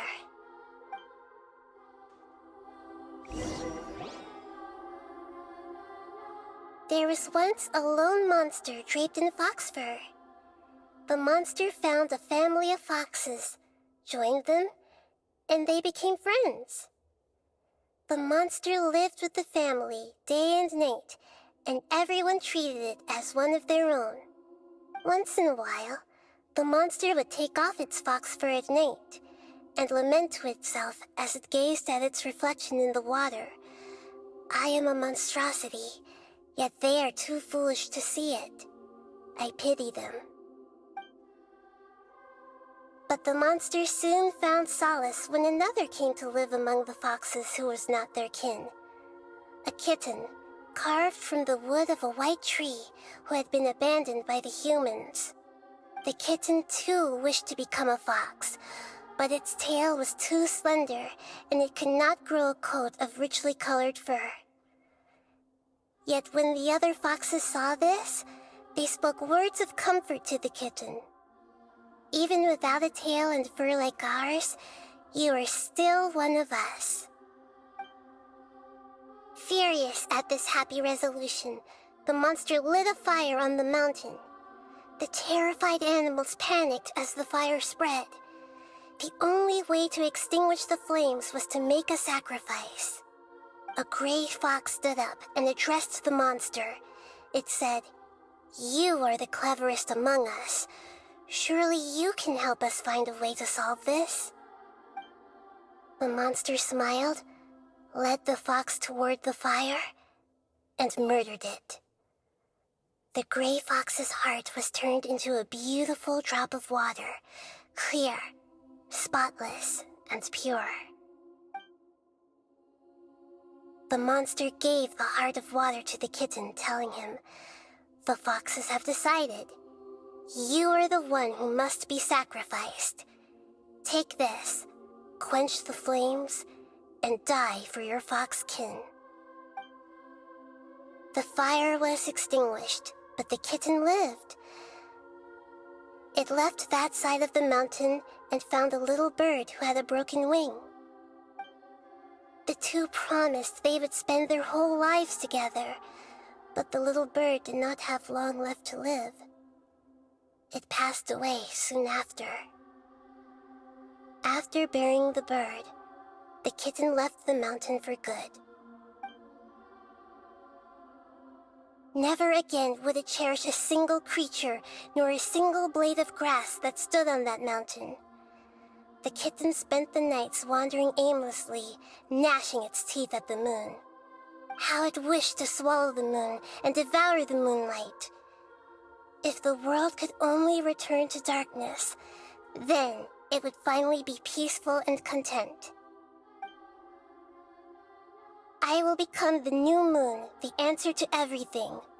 Then, no one will know that there were once birds, foxes, and cats in this world. And no one can know that they were different.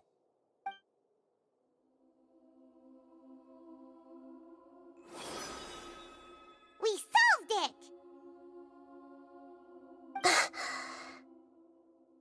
I remember now. This is not just the Balladeer story. It is his very own memories. I made a backup so that it would be preserved no matter what happened. To become a god, he was experimented on and modified countless times. It was brutal torture, and the only reason he was able to survive is that he was a puppet. This memory was extracted from him by the scholars. Presumably, they kept it to have something to defend themselves with. Creating a deity was just the first step. Some of them wanted to be able to control it. That's why they backed up his memory for later use. I buried it deep inside one of my own dreams, and then hid it inside an allegorical story so that it wouldn't be altered. It's hard to believe that this person really existed, let alone that he tried to get rid of us on more than one occasion. Paimon has no memory of him at all. He completely vanished like a puff of smoke. The Balladeer agreed to help me look for information about the Descenders, and although he was unsuccessful, he still helped you. Before he vanished, he confirmed an important detail, that Conria was where your twin first came into this world. We still don't know how the change to Irminsul will affect the senior ranks of the Fatui, but in all likelihood, they won't even remember their own Harbinger. It sounds like Paimon wouldn't like this guy a whole lot if he was still around. But still, Paimon doesn't like the way it all ended that much better. This is why wisdom alone cannot answer all our questions. We look, we see, and we comprehend, but the question still troubles us. So the answer is not everything. People yearn to find the truth and then conquer the troubles they face. When you give someone the truth, you give them a chance to choose their own destiny. To others looking on, this may seem like a pointless endeavor, but for him, The chance to act on his desire to disappear must have meant a lot. Never forget that even when we walk beneath dark clouds along a road filled with suffering, the light of wisdom is always there, guiding us toward a better destination. And that is what you have been doing all along. Yeah, Nahida's right. Cheer up! How about we go get something to eat? We can pick up this heavy conversation again later. Good idea. Paimon, why don't you take him out for a walk to clear his head? You got it! Come on, Traveler! You need to get out of your head for a while. You'll feel much better after taking a walk. Let's go get a snack from one of the stalls in the Grand Bazaar! That'll be sure to lift our spirits. It must be really tough being the only one who remembers all that. But Paimon's always here to help cheer you up.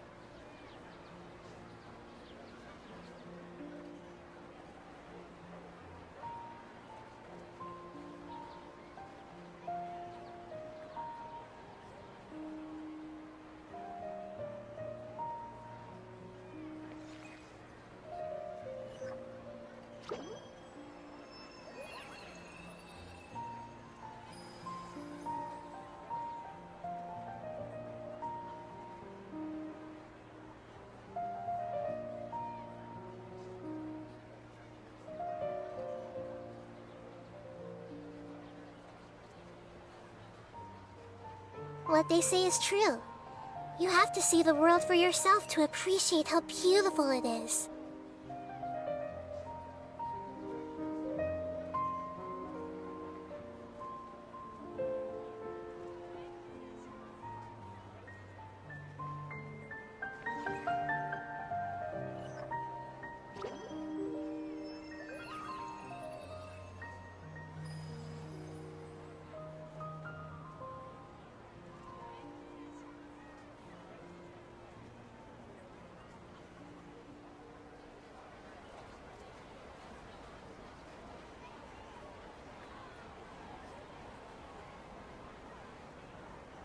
If you're not sure what to do next, how about I take you on a walk?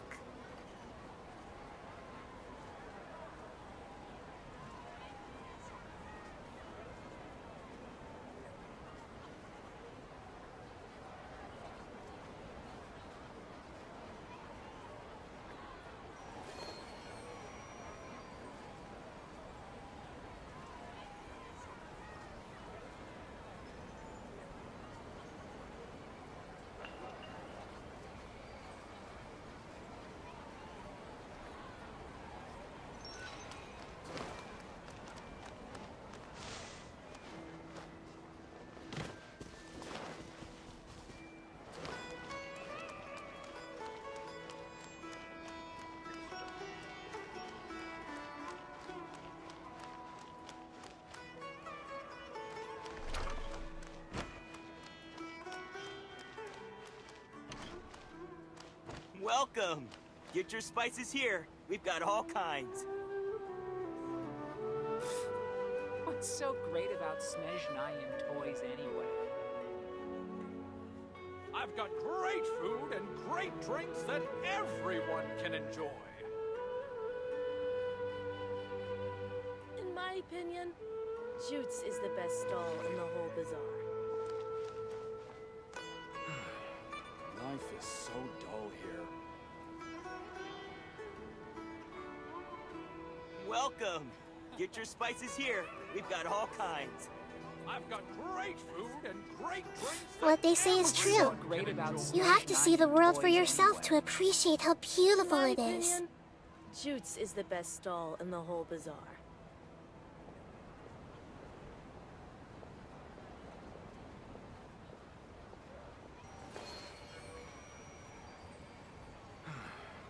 Life is so dull here. I've got great food and great drinks that everyone can enjoy.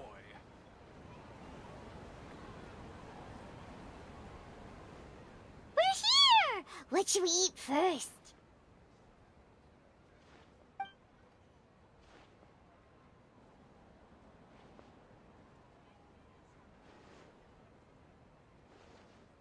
Hey, are you gonna answer or what?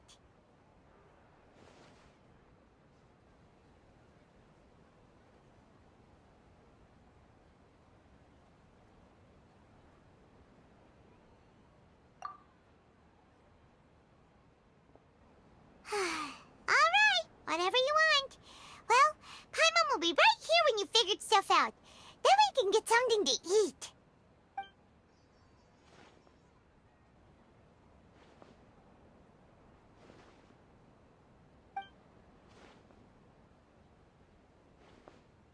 What is it? Have you figured it all out?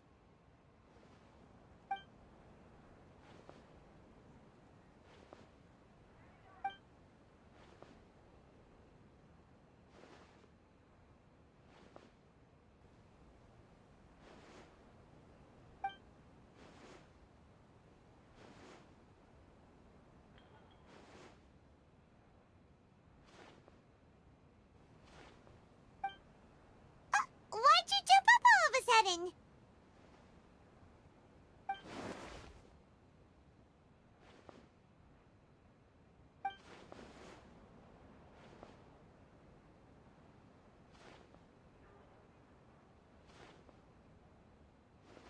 Excuse me, boss. There seems to be a small problem with the last bill. Look, here.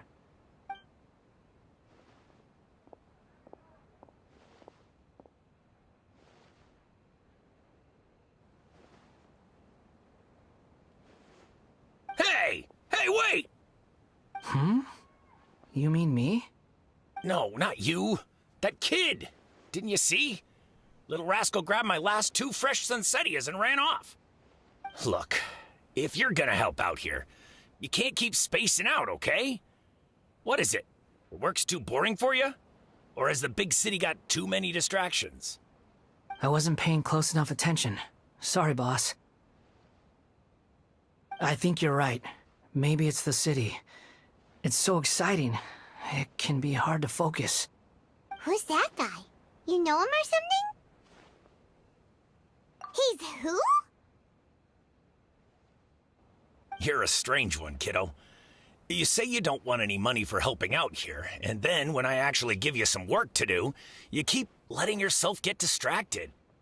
I don't want to take advantage, so I'm happy to pay you what I'd pay anyone else. But if you keep acting like this, pretty soon I won't be able to afford to. No, please. I mean it. You don't need to pay me anything. I'm just so thankful you agreed to take on an outsider like me. You're welcome, I guess. But I got bigger things to worry about. Look, we're all out of Sunsetias, and I promised the lady down the street I'd deliver a fruit bowl this evening. Leave it to me. I'll find some more. Just a moment. I'll be right back. Stop. I'm gonna level with you, kiddo. I've never met a worker who said they didn't want a wage before. And at first, I got greedy. Couldn't believe my luck. But I figured you'd start asking for something in return eventually. You don't want money. You don't take days off. And in your free time, all I see you do is wander around, taking in the sights. Are you a drifter or something? That's right, I am. We can talk more about that later. First, let me get those fruits you needed. Sunsetias, was it? I'll be right back. Hey, what do we do now? Okay, stay out of sight. Don't let him see you.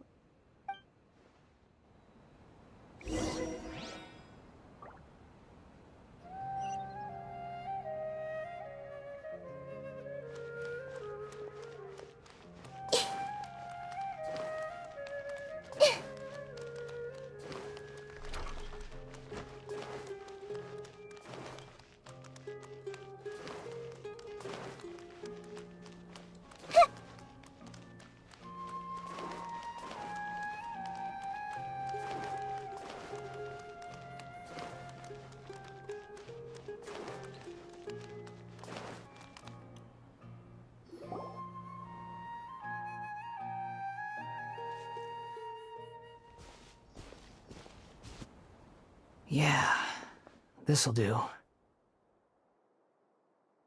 though you say he's the balladeer, what are we planning on doing? Stealing his Sunsetias? Isn't that a bit too cruel?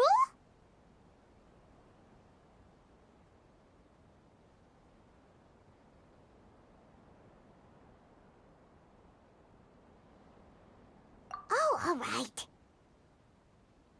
This should be enough. Guess I should wash them before I take them back.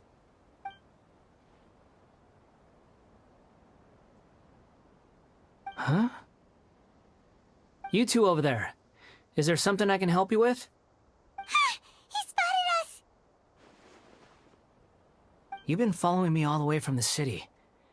I'd have to be blind not to notice. Have we met before? No, we haven't met. But you know me?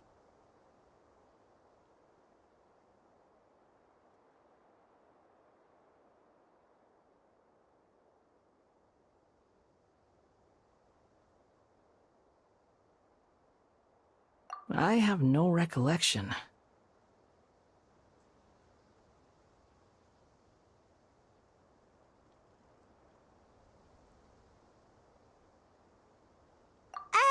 Are you absolutely sure? Sorry, but I just can't take your word for it.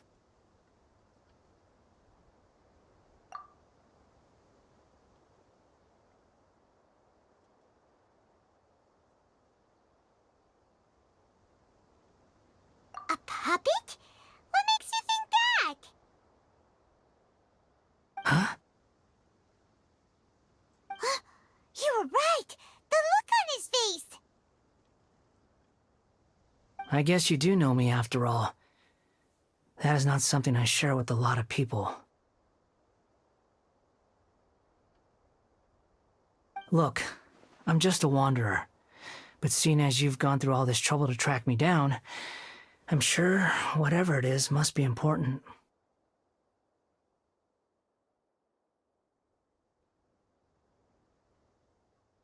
Okay, But please let me deliver these goods to my boss first. Are you really working for that guy? He said you don't want any more for it. Is that true? Yes, I ran into him out in the wilderness during a storm, and he let me take shelter in his cart. In return, I said I'd be his helper for a while. That's oddly nice of you. Let me take these back. Then I'll come with you, okay?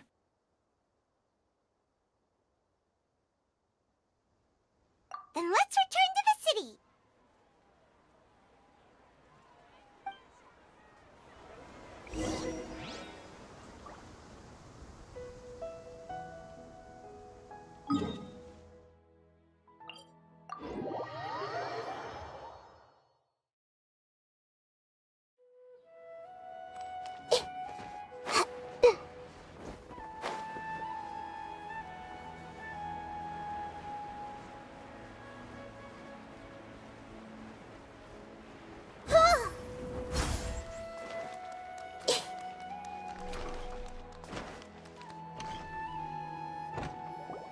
Here you go, boss.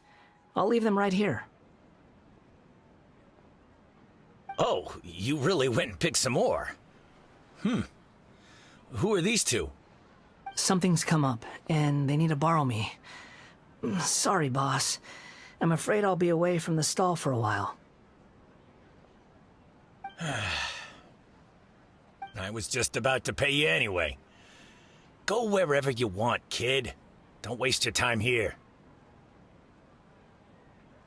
What? I get it, okay? You just wanted to help me out, to thank me for giving you shelter from the rain that day. Even then, I don't understand why you're so adamant that you don't want any pay for it. But look, it was pouring down, and there you were, sauntering along without a care in the world, like you had nowhere to be and didn't even care that it was raining. Imagine you were me for a second. It's a little weird, right? Why's this guy traveling during a rainstorm if he's not trying to get somewhere? And why's he taking a shortcut through the open country if he's not even in a hurry? But anyway, taking you in didn't put me out even slightly. You don't owe me a thing for it. Certainly not all this. Your time is valuable. You know, you should go live your life. But I don't...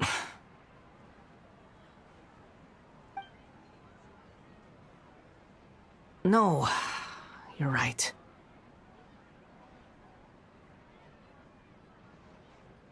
Then I suppose this is where we say goodbye. Thank you again for taking me into the city. Don't mention it, kiddo. I've run into all kinds of characters over the years.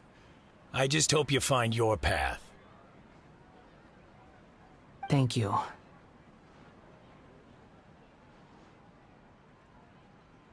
All right, done. Thanks for waiting for me. We can go now. Shoots is the best stall in the whole bazaar.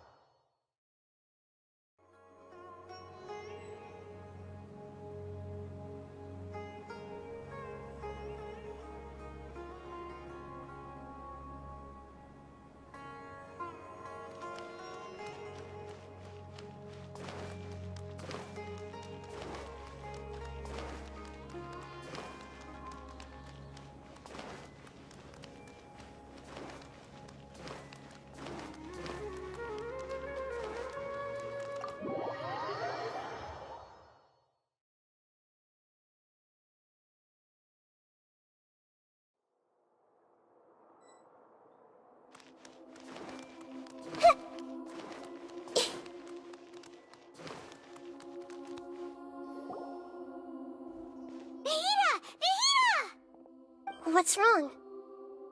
Huh? Are you? Hello. I do apologize for the sudden intrusion. We found this guy in the street, but he doesn't seem to remember anything. So, yeah, quite an eventful walk.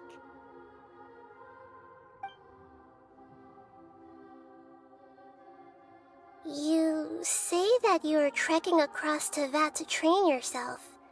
Many other Inazumans who describe themselves in this way call themselves Shugenja. Why do you refer to yourself as a wanderer? Well, it seems more relevant in my case. To me, it sounds like a plant with no roots.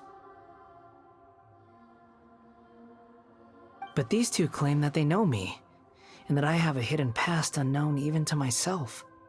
I wouldn't call it the past, but rather... this is a difficult one to explain. I don't like to rely on using terms like this often, but in your case, it seems that it ought to be called, previous incarnation. Oh, like a past life or something? Yes, something far more distant than the past. So far away that you cannot perceive it. Okay, I have to ask. What was I like in my previous incarnation?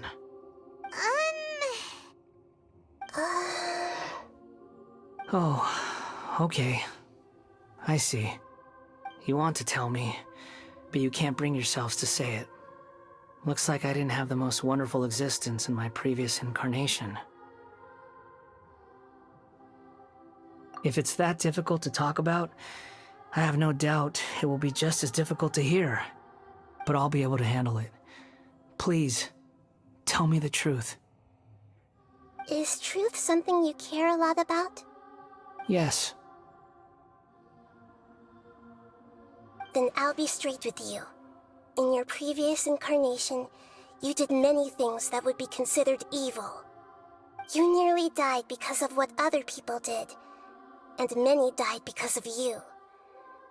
As a non-human being, you hated gods and humans alike. You drifted from place to place, never able to settle, even where you found status and identity. You adamantly believed that you were missing a heart. Actions rooted in persistence sometimes bear bitter fruit. Sometimes, you have to let parts of yourself go, or you'll never be happy.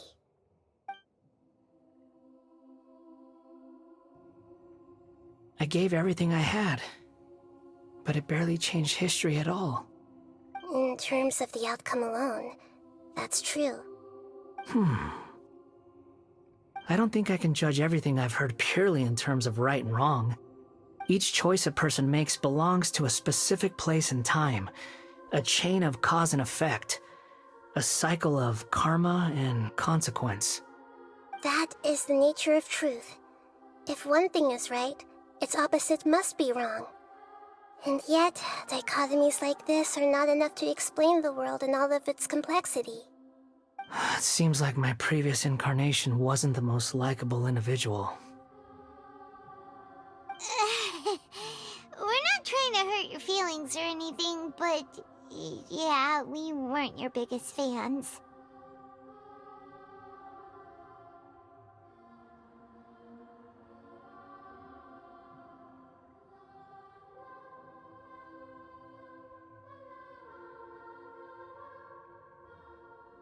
If we were enemies, why are you trying to help me find the truth?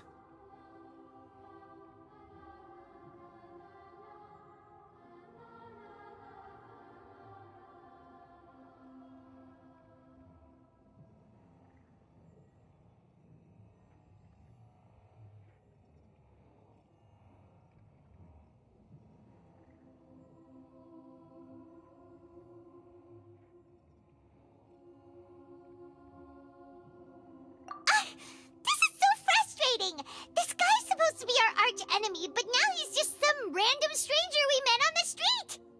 He's got so much to answer for, but we can't make him talk because he doesn't remember anything. What a weird situation. Lesser Lord Kusanali, As the god of wisdom, I trust that everything you told me must be true. Yes, it's all true. I can even show you the memories themselves, if you're willing. Please, I want to see them for myself. I want to experience my own transgressions. Even though it will cause your present self great mental anguish? I'm just a puppet, with no heart and no name. There is nothing in this world for me to cling to fill the void within me. Except maybe these sins that can never be undone. Very well. As you wish. Wait, shouldn't we go with him? This one's kind of on us for bringing him here. Don't worry. Whatever danger I might face, it's my burden to bear. Traveler, could I ask you to supervise him on my behalf?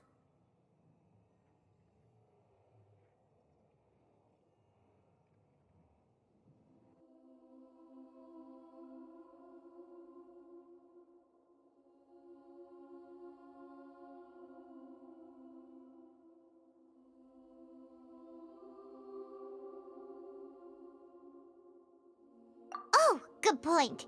Given your, unique situation, we'd better keep an eye on you.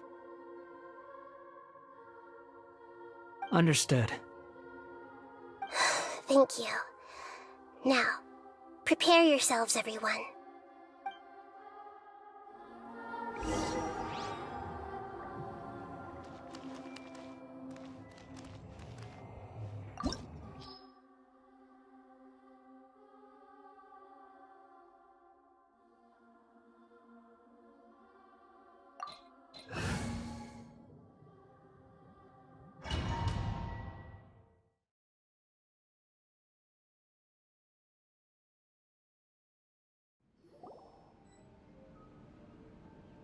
This looks like Inazuma.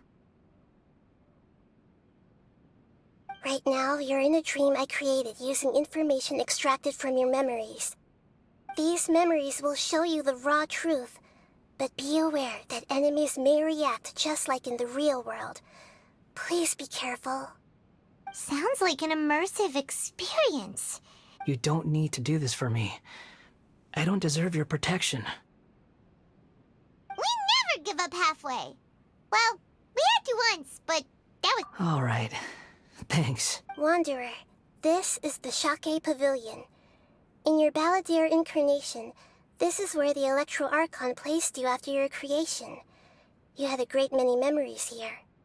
Is that because this is kind of like his birthplace?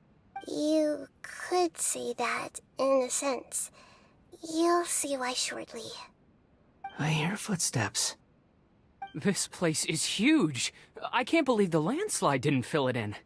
I wonder who built it. The Crystal Marrow Miners?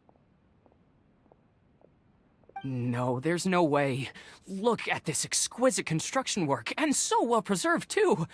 No mining crew would be capable of this. There's someone passed out on the ground. Who are you?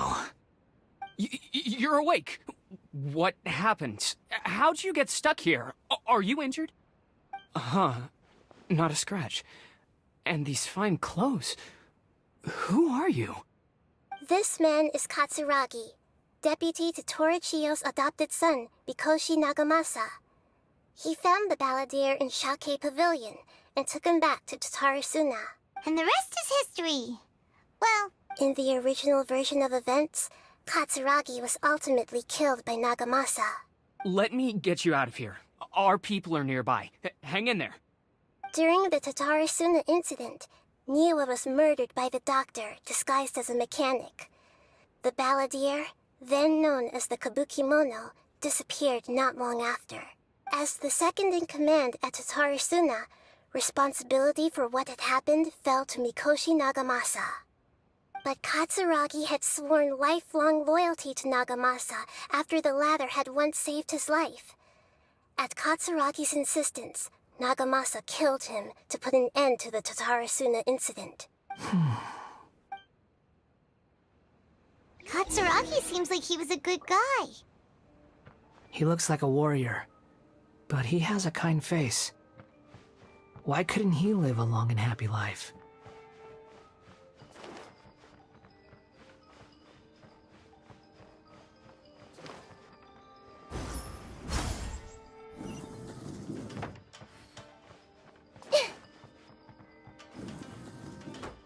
Nagamasa, I found this young guy in a cave sealed off by a landslide.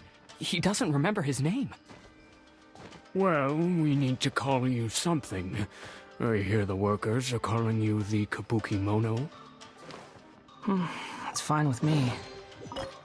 Katsuragi, report to Niwa. Tell him we have someone new joining us.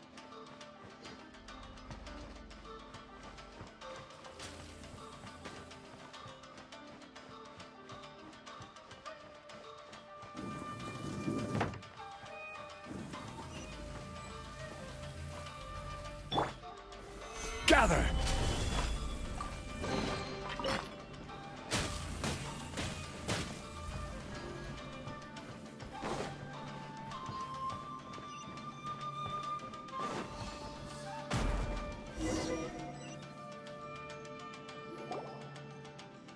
Huh? What are we doing back here? Whoa, this is where you were born? It's pretty, but there's nobody here. I was abandoned, like you. I lived here for a while at first, but there's nothing for us here. We can't stay. Okay. I heard my mom and dad used to make swords, but the factory manager died, and then my dad got sick.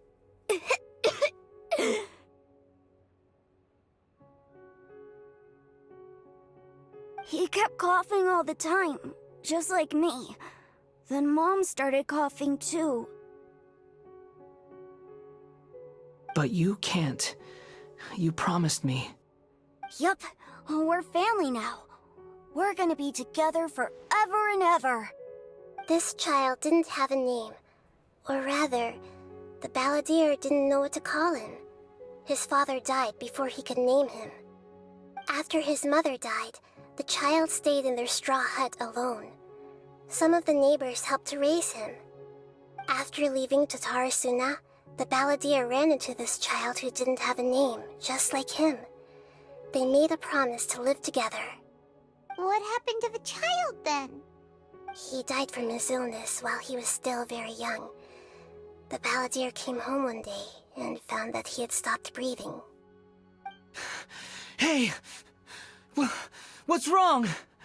Say something! You promised me we could be family! You're no different from Niwa and all the others. You betrayed me too.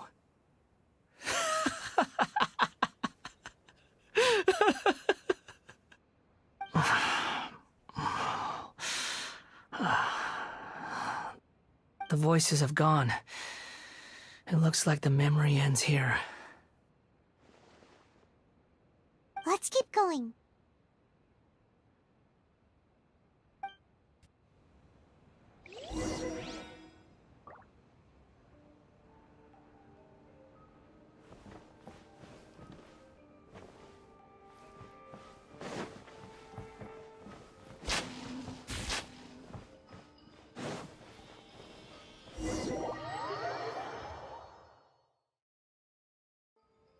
You do realize you're blocking my path.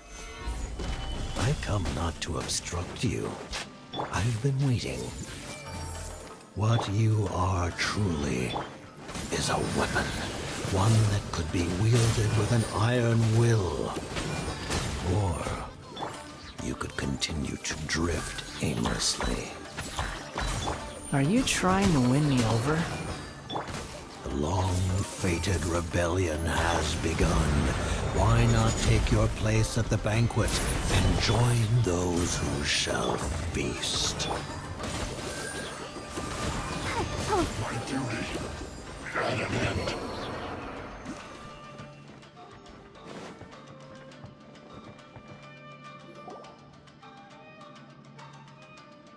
This place is dark. Paimon knows this place. It's the Delusion Factory in Inazuma. In the original version of events, the Traveler once encountered the Balladeer here. Such a creepy atmosphere. And so familiar.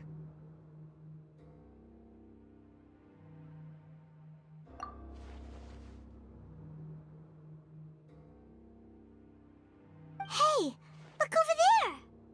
Well, well, my fair lady. Is this rundown factory and these incompetent fools all for me? Wow. You shouldn't have. Huh. What do you have to gain from belittling your subordinates?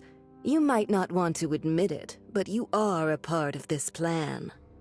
Perhaps you find fighting in the Abyss to be a more meaningful use of your time?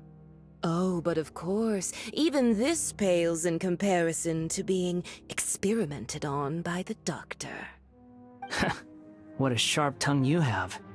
Funny how negotiating never seems to be your strong suit.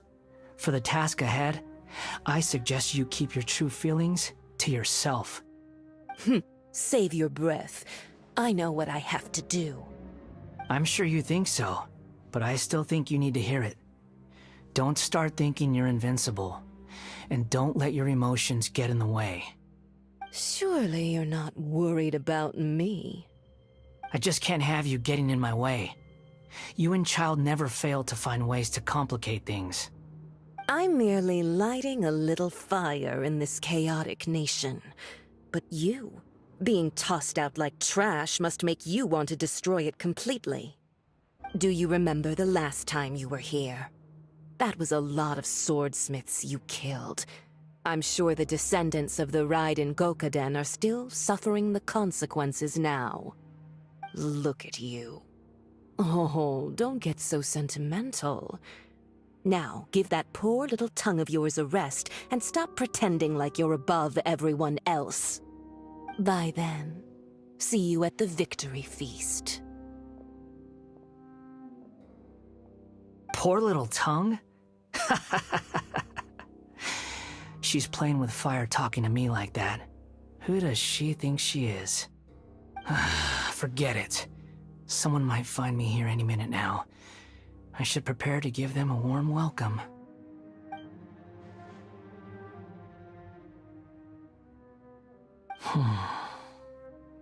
The plot does not end here. There is more of this story to come. Wanderer, are you able to continue?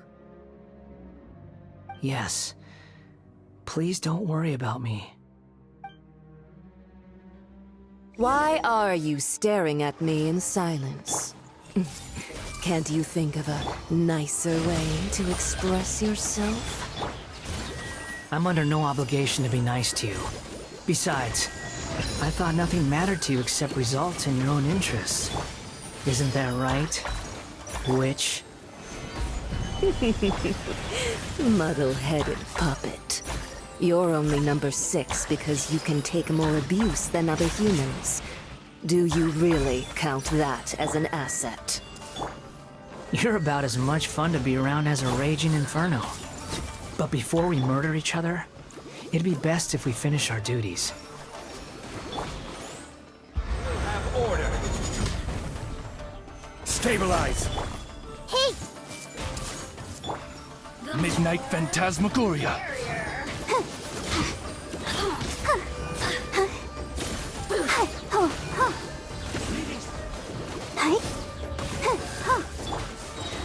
Solidify! This is order.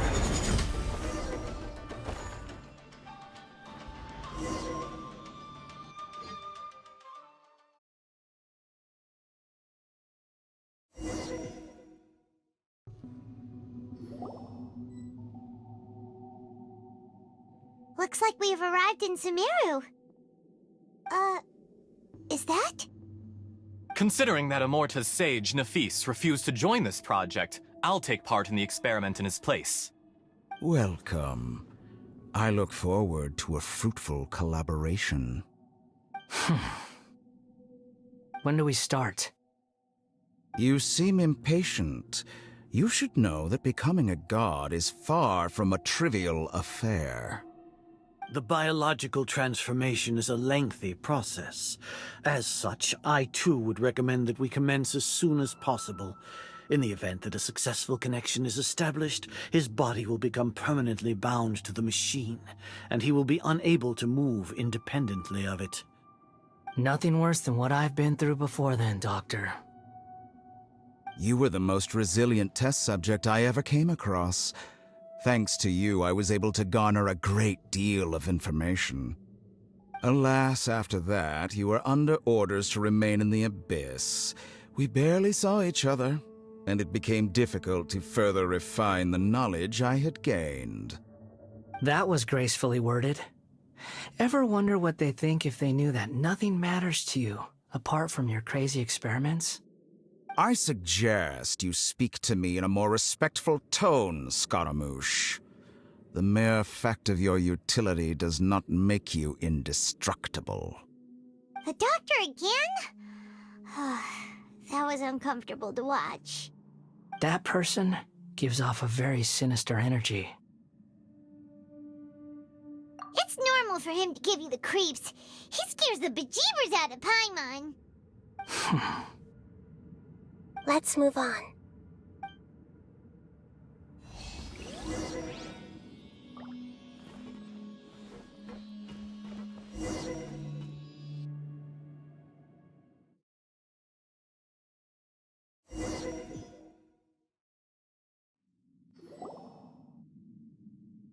You're a god.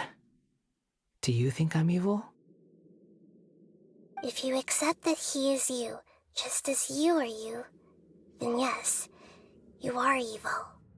In your eyes, are there any differences between humans and puppets? Do you think there are any differences between your present self and your previous and future incarnations? If not, then what are the differences between humans and puppets? Whoever has tasted the joys and sorrows of life in the human realm is human.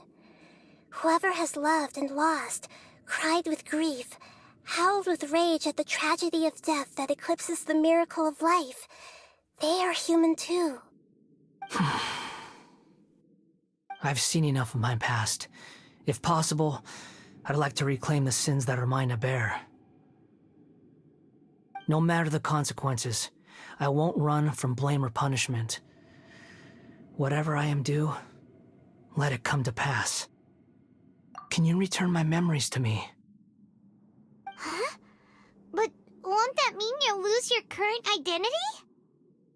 I've always believed that human lives follow a set of rules, with each person being a collection of past experiences. As a puppet living in a human world, my life is subject to the same rules. Regaining your memories means reverting completely to your previous incarnation. All the emotions that you discarded will return to you.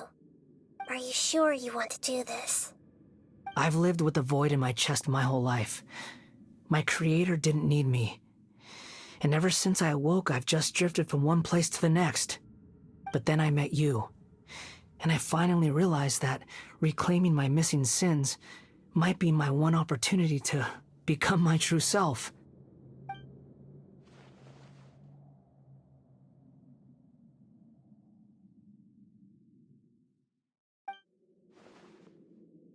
I've always felt I have an innate tendency to yearn for something more, in a way that goes deeper than for most people. But for all my soul-searching as a Shugenja, I've never fully understood it. Looking at it now, it seems that I brought this curse upon myself. So I beg you, grant me this opportunity to gain a purpose, to change my destiny, and end my wandering. Very well. Since your mind is made up, I will return to you that which is yours.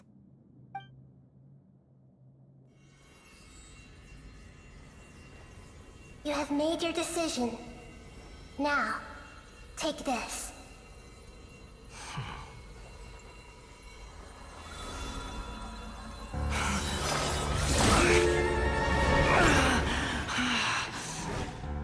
Set him free. A puppet? What's he doing here? You're a human as far as I'm concerned. Everyone's here. Wonderful. What a fine blade. Nagamasa will be thrilled. This is my...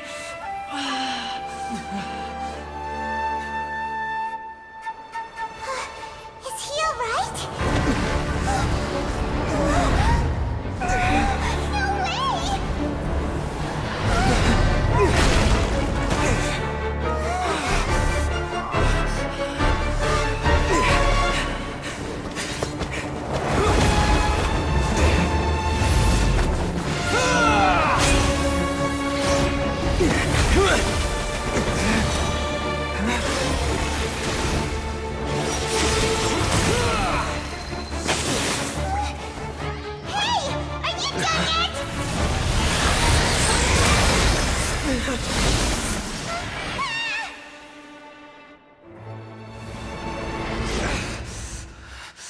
All worthless dross will be purged. That's why this won't be the end.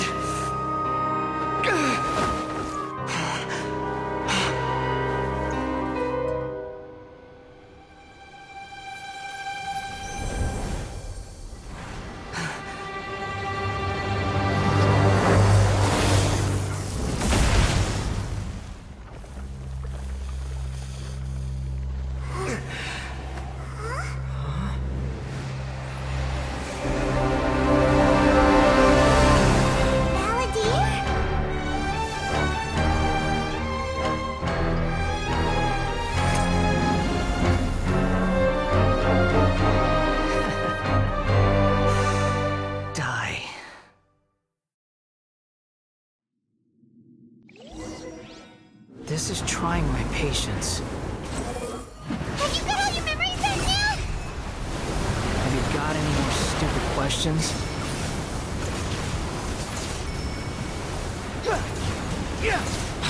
People, human. Squall Fury!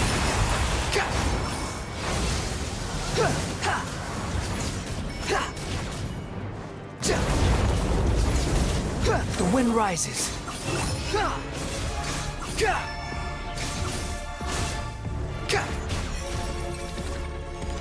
At my command, you shall fall. Behold!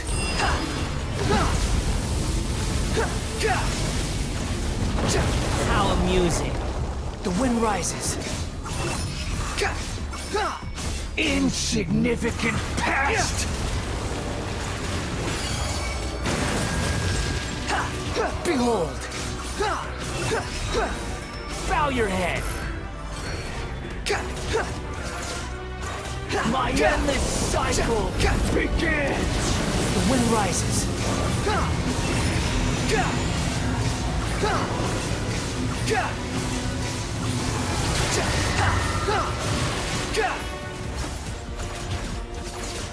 Feeble human! Squall Fury!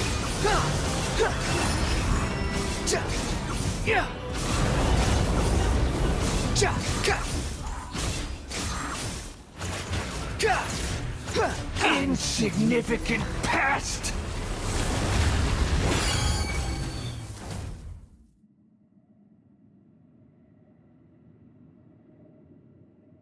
Imbecile! Get out of my sight. It disappeared. Did we win? What did you expect? I'd never lose to that. There's the tone of voice again. You're definitely back to your old self. Wait, but it was you inside that thing too! What have you got to be smug about? Sorry. I'm harsh on myself and everyone else. Just the way I am. You sound like you're concerned about me.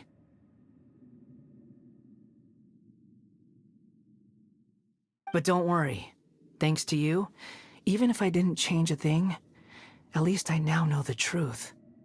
The memory recovery seems to have been a success. This dream has served its purpose. Come on. Let's continue this outside.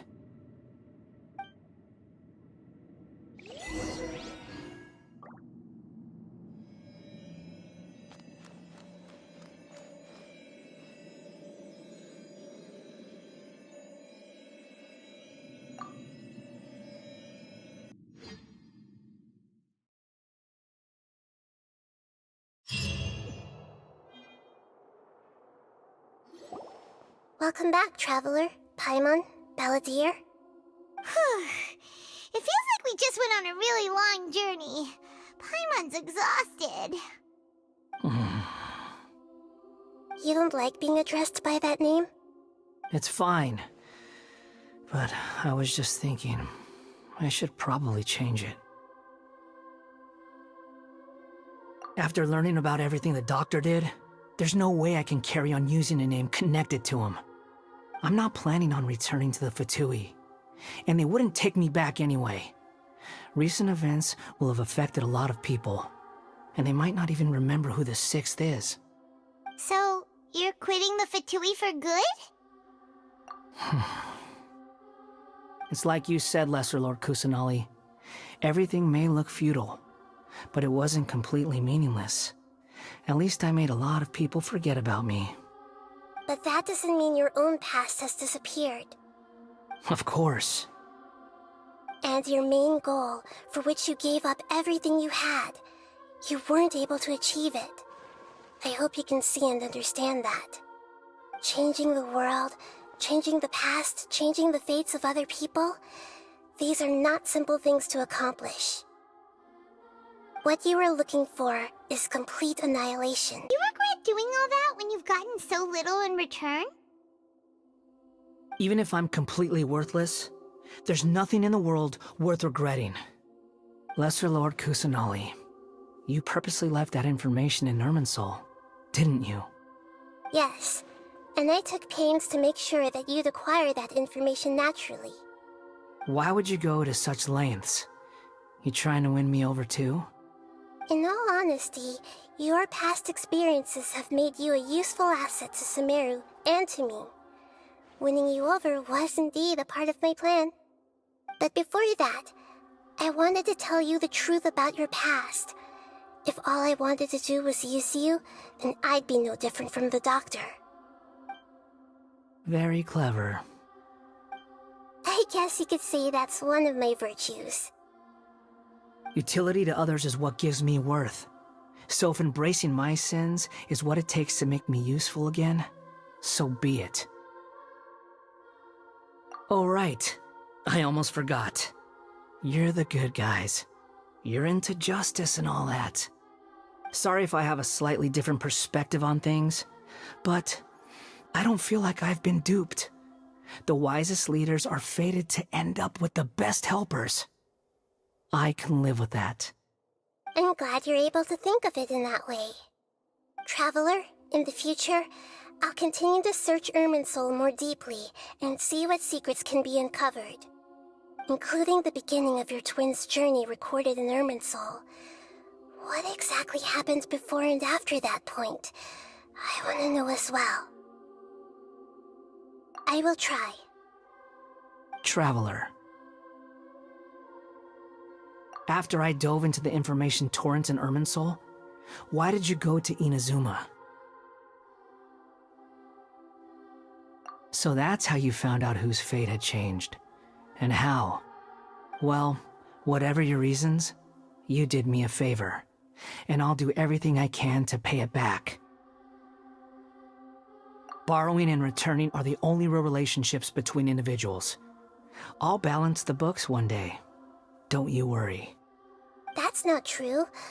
A relationship between two people is not simply a ledger that can be reset to zero. I think deep down you realize this. People who show up in your life don't just evaporate like water drops and leave nothing behind. There is no such thing as balancing the books.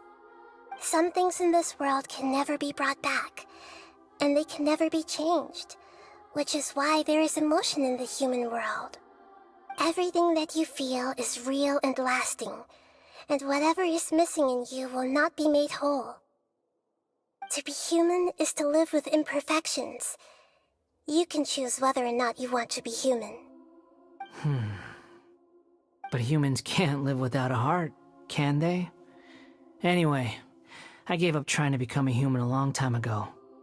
You understand what pain is perfectly well, even without a heart.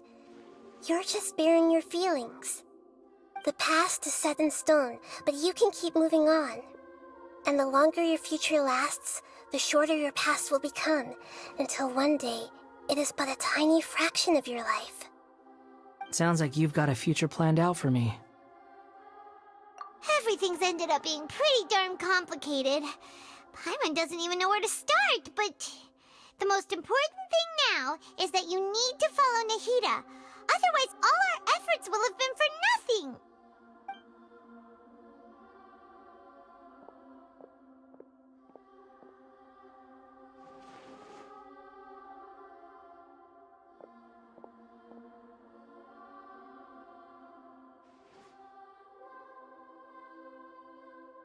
Then I guess I'll be helping you from behind the scenes from now on.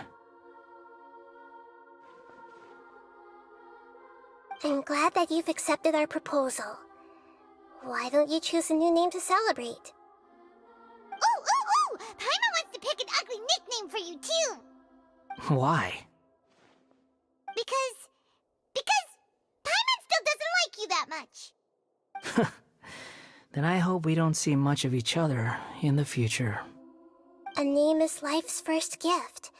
You didn't say it out loud, but I know that's what you're thinking. The Traveler and Paimon have helped you a lot. If you can't decide on a new name, maybe you can ask them for ideas. No! Paimon only does nicknames! If it's a serious name you're after, it's all yours.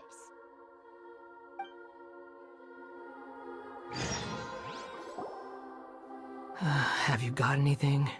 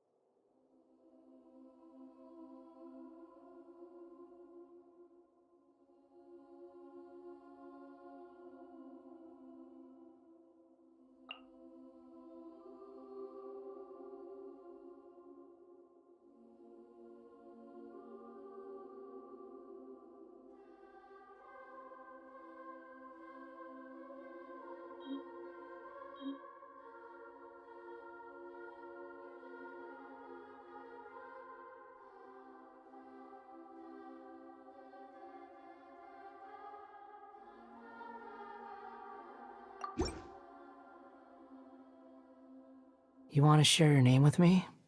Huh? Oh, alright. If you say so.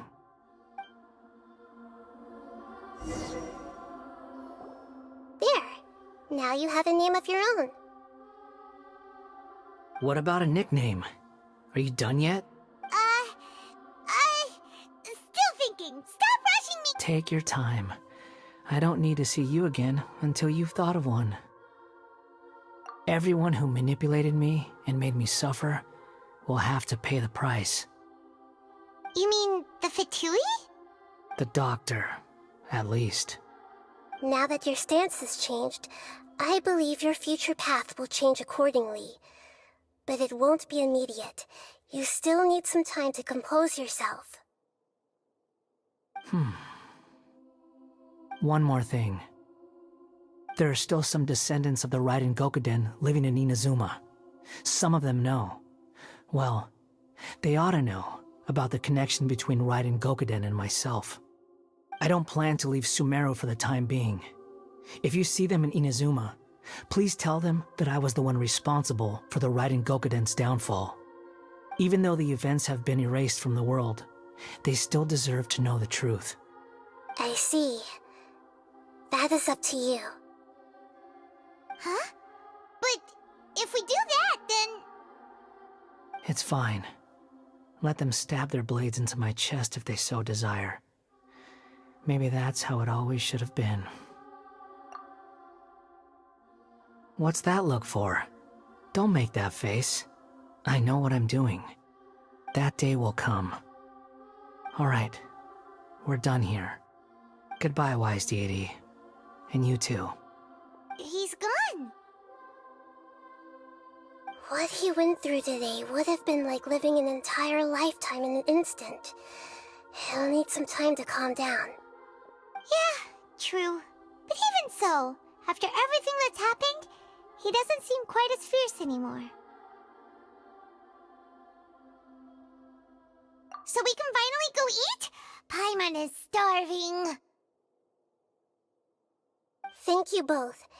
I hope you will find somewhere nice to go and relax for a while.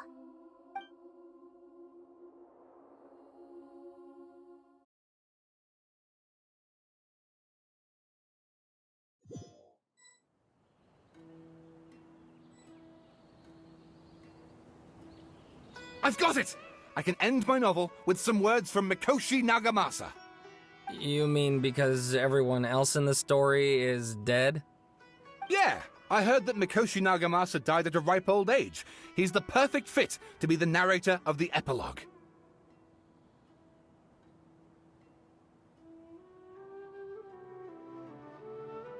The dark clouds had dissipated, but they continued to cast their shadow in Mikoshi Nagamasa's mind for decades to come.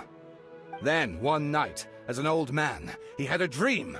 On the night when that prized blade, the Daitatara Nagamasa, was forged, the people rejoiced, and there was painting, dancing, and drinking. All these expressions of joy melted down in the furnace fire and turned into red clouds that rallied around the final sunrise that Mikoshi Nagamasa saw in his lifetime. Life is a story too long to be told, a journey that you must walk to behold.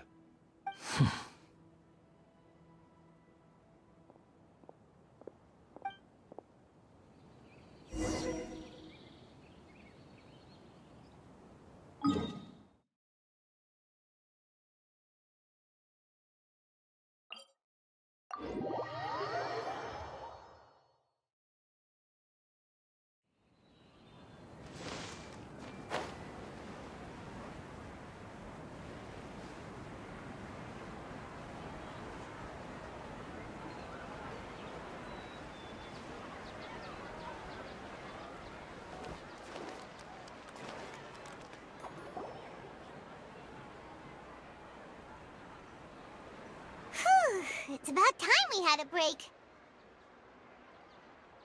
As soon as you stop, all the tiredness and hunger comes rushing back.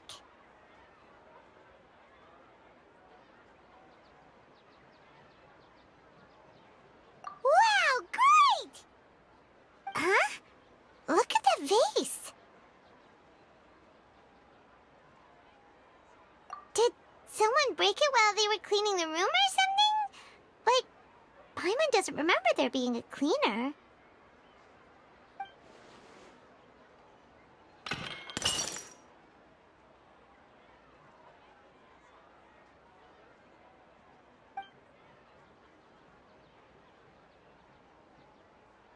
You sound lost and confused.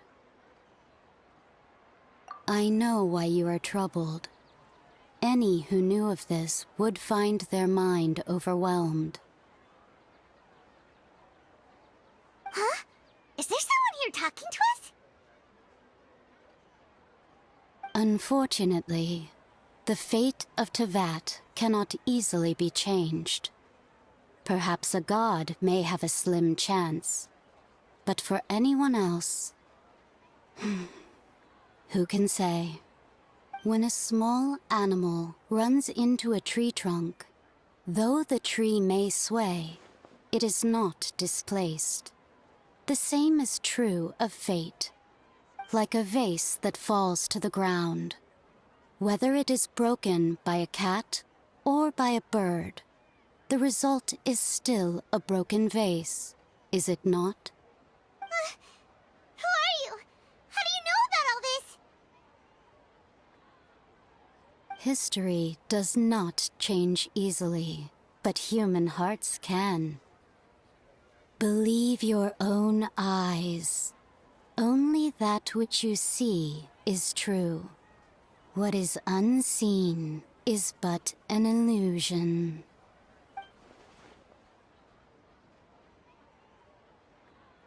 The voice has disappeared. And who the heck was that? And what were they doing coming out of nowhere and saying all that scary stuff?